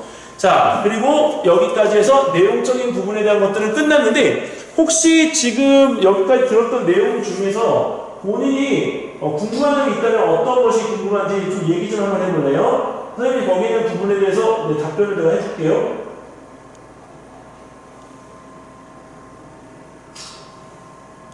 질문. 아무거나 다 괜찮아요. 듣다가 잘 이해가 안 되는 것들이 있으면, 네. 그냥 내용 관련된 질문 하는데, 이거 그 개요서 작성할 때. 네. 자필로 써야 되나요, 혹시? 일단 서울시에 제출을 하는 거는, 기본적으로 그 자필을 갖다가 우리가 써도 상관이 없어요. 근데, 이번에는 원래는 워드를 갖다가 써서 제출을 했는데, 선생님이 이번에 하나 좀 팁을 주면, 연필로 써서 제출을 하는 게 조금 더 유리하지 않을까. 왜냐면 열기가 너무 뜨겁다고 하다 보니까 학교에서 심사를 거쳐야 되는 사람이라면 연필로 그 부분에 대한 걸 갖다가 써서 내고, 나중에 그 부분에 대한 것들이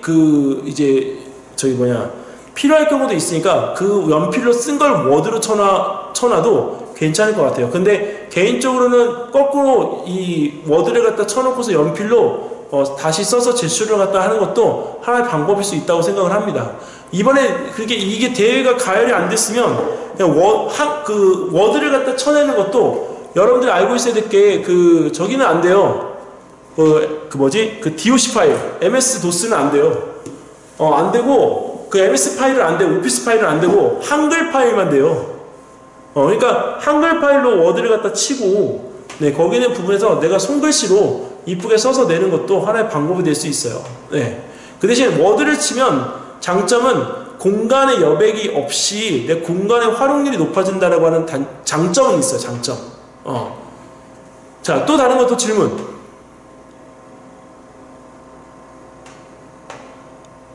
내용은 안 어려웠어요? 혹시 질문 있으면 질문들 하세요. 아, 참, 동영상 찍을 때, 그거 얘기해줘야 돼. 동영상 찍을 때, 교복과 이름표 나오는 옷 절대 안 됩니다. 교복 있는 옷 안 되고, 이름표 달린 옷 안 됩니다. 그러니까 평상시에 입는 그냥 평상복을 입고서 찍어줘야 되니까, 그 내용에 대한 것을 여러분들이 좀 조심해서 해야 돼요. 동영상 찍을 때는 여기는 이 부분에서 이야기했던 것처럼 발표문을 먼저 작성을 하고 그 발표문을 간단하게 암기를 해서 여러분들이 그 암기한 내용을 가지고 이 화면, 영상을 갖다가 보면서 해주면 좋아요. 선생님이 오늘 여러분들 지금 이게 찍으면서 나는 카메라를 보는 게 굉장히 좀 익숙해서 그런지 모르겠지만 카메라를 갖다가 보고 여러분들한테 이야기를 하고 있거든요. 그러니까 그것처럼 대본이 없더라도 그 대본 없는 상태에서 이렇게 이야기를 전달할 수 있게끔 손 같은 것들을 써서 이야기를 전해주면 발표문을 갖다가 우리가 작성할 때 발표를 갖다 해주면 훨씬 좋다는 거죠. 손 제스처가 되게 자신감 있어 보여요. 그래서 이 발표 같은 거 할 때 이 손을 잘 쓰면 암기력도 올라가지만 실제 자신감이 붙기 때문에 영상에서 전달되는 에너지가 훨씬 높아집니다. 네. 자, 또 다른 거 혹시 질문 있습니까? 혹시 자료 네? 성주가 질문이 있대요. 누가? 성주요. 손 들고 있어요. 성주가 손을 들고 있는데 나한테는 안 보이는데? 그 메시지에 보냈어요. 화면에 손. 그 줌섭에 손은 익숙치 않아. 성주야, 뭐 어떤 거? 너희 학교가 그 보통 학교에서 대회를 안 하고 바로 성시청 그 예술 대회를 나간다는데 그 학교에 제휴서를 낼 때도 출처 기록을 봐야 돼. 아, 당연하지. 학교에서 그거는 검열을 안 하고 너네 거 완성본을 갖다 그냥 내버리는 거기 때문에 너네 학교에서 그거를 지금 관여를 안 한다는 얘기는 서울시 예선으로 바로 쏜다는 얘기야. 써야지. 학교에서 검열 안 하고 서울시로 바로 가는 거니까 출처 써야지. 또 다른 거?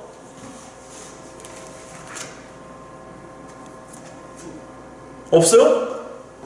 혹시 네? 그 토론할 때 상대방한테 어떻게 질문하고 어떻게 대답해야 토론할 때는 일단은 연필이 꼭 하나가 있어야 돼. 왜 그러냐면 너네들이 이제 그 토론할 때 한 가지 착각하는 게 있어. 내가 다 들었다고 생각하는데 그 사람이 발표할 때 꼼꼼하게 그 질문할 것들을 이렇게 메모해 놔야 돼. 그러면 토론을 좀 배운 친구들은 그게 습관이 돼 있어가지고 바로 하는데 토론을 안 배운 친구들이 10팀 중에 9팀이야.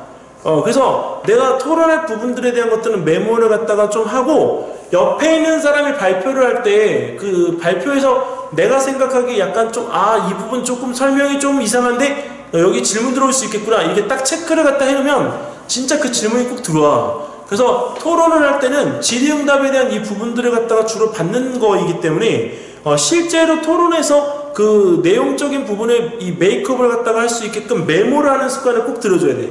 그리고 이번에 지진이 내용이 너무 뻔하잖아. 그러니까 뻔하니까 만약 이런 내용으로 하게 되면 어떤 일이 벌어질 것 같으냐면 얘 좀 특이하네. 안 되겠다. 끄집어 내려야 되겠다. 계속 질문해야지. 막 꼬투리 잡아서 막 질문해야 돼. 그럼 그때 분명히 내가 실수하지 않으면 상대방이 실수를 반드시 하게 돼 있어. 그럼 상대방이 실수를 하면 그때 뭐라고 얘기를 하냐? 질문이 이상한 질문들이 들어오기 시작할 거기 때문에 그때는 그 질문은 지금 이번에 논제에 합당하지 않습니다. 그래서 그 질문에는 답변하지 않겠습니다. 끊어버려 이렇게. 그러면 상대방이 당황하면서 그 질문에 대한 역습을 또 준비하지만 이미 기도권은 넘어갔기 때문에 그 질문에 대해서 답변을 갖다가 한 사람이 이긴 거야. 지금 너희들 또래는 그런 부분에 대한 것들의 준비가 잘 안 되어 있다라고 보기 때문에 그렇게 막아두면서 역공을 갖다가 할 수 있는 답변들을 준비를 하는 게 되게 도움이 많이 돼. 자, 또 다른 것도 질문? 없나요? 혹시 듣고 계신 분들 중에 어머님들도 계시잖아요. 네, 어머님들도 질문을 갖다 하셔도 됩니다.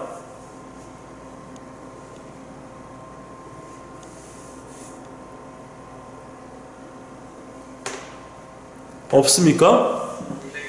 네? 자료조사를 얼마나 많이 해야 되나요? 아, 자료조사 많이 하지 말고 지금 이제 성주가 그거를 갖다가 할 때 맨 처음에 선생님이 이야기했던 것처럼 뼈대를 만드는 게 되게 중요해. 그 뼈대를 만들어서 그 뼈대에 대한 자료를 먼저 채워놓고 나중에 그 자료가 부족하다고 하면 그때 그 자료를 더 찾는 형태로 가야 돼. 안 그러면 너무 시간이 오래 걸리고 너무 산만해져가지고 내용을 갖다가 이게 좀 매끄럽게 뭔가 할 수가 없어. 자, 또 다른 거.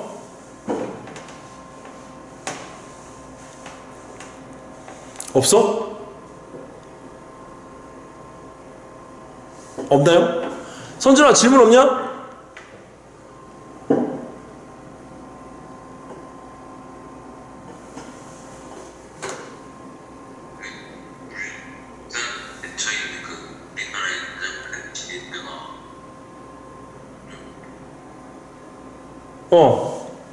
저는 비율이 적이 많이 있어요.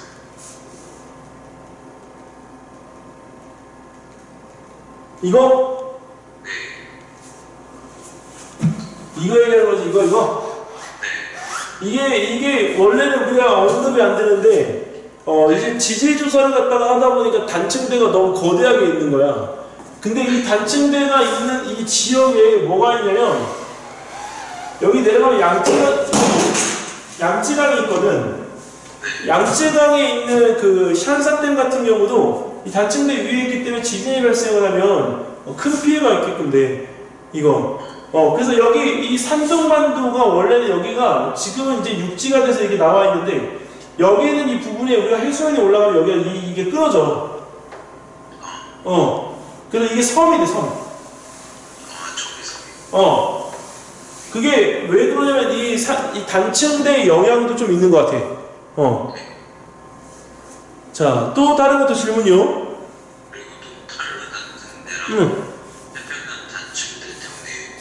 아, 태평양 단층대가 아니고 태평양 경계판이야, 배는.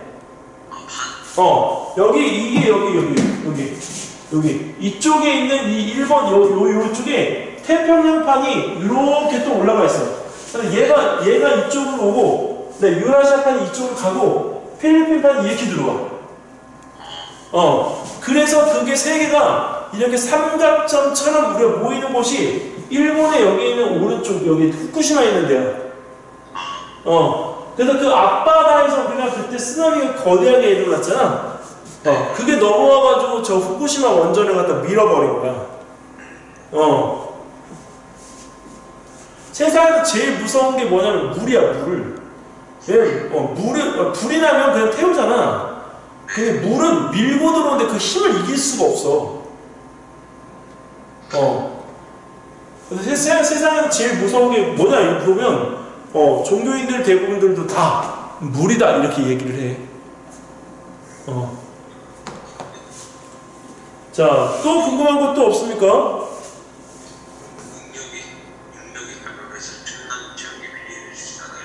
응력이 작용해서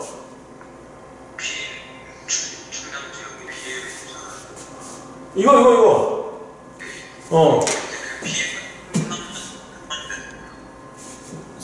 서준아 뭐라고 다시 한 번만. 그 피해가 충남에만 일어나는 거예요? 아니야. 여기 그 탄로단층대가 이쪽에서 밀리잖아. 그 다음에 이쪽에서는 경계판에 있는 부분에 유라시아가 이쪽으로 가고 있지만 북태평양판이 이리 밀잖아. 그 밑에서는 필리핀판이 밀잖아. 얘는 이렇게 밀리는 힘이고 얘는 이렇게 밀리는 힘이야. 그러니까 얘가 이렇게 되면 우리나라 중앙 지역 있지? 여기가 다 지진의 발생 지역이 되는 거야. 저기 전체가. 그 대신 우리나라 여기 위쪽에 보면 백두산이 있잖아. 그렇죠. 그럼 백두산에 영향을 주는 거는 탄로단층대야. 그래서 탄로단층대에서 막 이렇게 우리가 지진이 발생을 하면 그걸로 인해서 백두산 화산이 터질 가능성은 있어. 화산. 이게 화산이 터져서 지진이 발생하는 게 아니라 이게 탄로단층대가 있기 때문에 그 단층의 활동으로 인해서 백두산 화산이 터질 가능성이 있는 거지. 아까 여기서 사진이 있었는데 이거 여기 백두산이면 여기 탄로단층대가 여기를 지나가는 거예요.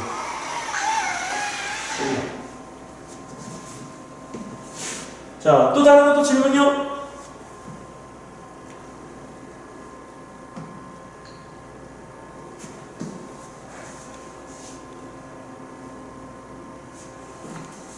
선생님. 네? 그 문제를 다시 한번 읽어보니까 토론하기에는 너무 답이 정해져 있는 거 아니에요? 아니야. 정해져 있는데 그 정해져 있는 걸 갖다가 토론하기에 너무 정해져 있지. 왜? 여기서 여기 보면 이거잖아. 이거. 근데 왜 정해져 있지 않냐면 지역이 서로 다를 테니까. 여기서의 키포인트를 아직 이해를 못했구나, 허완. 여기는 이 부분에서 지역이 다를 테니까. 이게 쉽게 말하면 내가 아까 그랬잖아. 선생님, 서울하고 부산을 갖다가 만약에 하면, 근데 이 얘기를 내가 안 했네. 그 지진이 발생하는 지역에서 목동에 목은중학교라는 학교에서 그 지진에 대한 그 문제가 나왔었는데 어떻게 나왔냐면 강화도 옹진군하고 그 다음에 전라도 영광에 있는 한빛 원자력 발전소하고 그 다음에 경상도 안동에 있는 그 수력 발전소가 나왔어. 근데 그 세 곳 중에서 지진에 우리가 가장 큰 피해를 입을 수 있는 지역이 어디냐 이렇게 물어봤는데 선생님이 그걸 갖다가 하려고 내가 자료를 찾다 보니까 아까 기상청에서 저 자료 찾는 법을 했거든. 근데 옹진군은 내가 기억할 때 지진이 196회인가 그래. 5년 동안에. 근데 인구수가 38,000명밖에 안 돼. 근데 더 재밌는 거는 지진이 횟수가 가장 많은데도 불구하고 단 한 번도 지진에 의해서 피해를 입은 적이 없어. 근데 전라도 영광에 있는 한빛 원자력 발전소는 한 번 중단됐다가 다시 가동을 했는데 선생님이 조사하면서 나도 그게 엄청 두렵던데 한빛 발전소에 이 항아리 같은 원자력 발전소 이 시스템 있잖아. 거기에 구멍이 몇 개나 있게 원자력 발전소에 구멍이 있대. 148개나 있어요. 근데 그 148개 중에 구멍의 깊이가 더 웃겨. 구멍이 깊은 거는 1.5m나 돼. 근데 우리 발전소를 돌리고 있는 거야. 근데 문제는 이 원자력 발전소에서 방사능이 누출이 되거나 만약에 그게 잘못해서 터졌으면 그 방사능이 다 어디로 오냐면 그 전라도 지역에 있는 이 부분에 우리가 그 곡식 있잖아. 그 호남평화가 다 이제 그 영향을 받는 것도 있겠지만 문제는 충청도하고 강원도야. 왜? 편서풍의 영향으로 우리가 거기서 이 방사능이 밀고 올라온단 말이야. 자, 그리고 또 하나 그 경상도 지역에는 우리가 아까 수력발전소 얘기를 했는데 안동에 있는 수력발전소의 그 댐을 우리가 무슨 댐이라고 하냐면 얘들아 사력댐이라고 그래. 사력. 그 사력댐이 그 콘크리트 안에 이 모래가 채워져 있는 댐이거든. 그 댐인데 이게 물이 범람하거나 지진이 이렇게 발생했을 때 그 사륙댐의 구조물이 금이가. 근데 왜 모래를 채워넣냐면 콘크리트만 채워놓으면 한 번 균열이 일어나서 벌어졌을 때 그 물을 막을 수가 없어. 그래서 그 모래를 갖다 채워넣어서 모래가 젖으면서 1차적으로 댐이 무너지는 것을 막아주는데, 그 사륙댐이 하필이면 다 단층대 위에 있는 거지. 그래서 우리가 단층대로부터 우리가 그걸 지키기 위해서는 보완할 수 있는 시스템이 필요해. 그래서 우리가 그 지역을 선정하는 게 엄청 중요해. 그래서 너네들이 이 부분에서 제일 이제 힘들어할 부분은 다른 게 아니라 이 지역 선정이야, 지역 선정. 이게 지역을 아까 이야기했던 거, 선생님 요 그림 보여준 거 있잖아.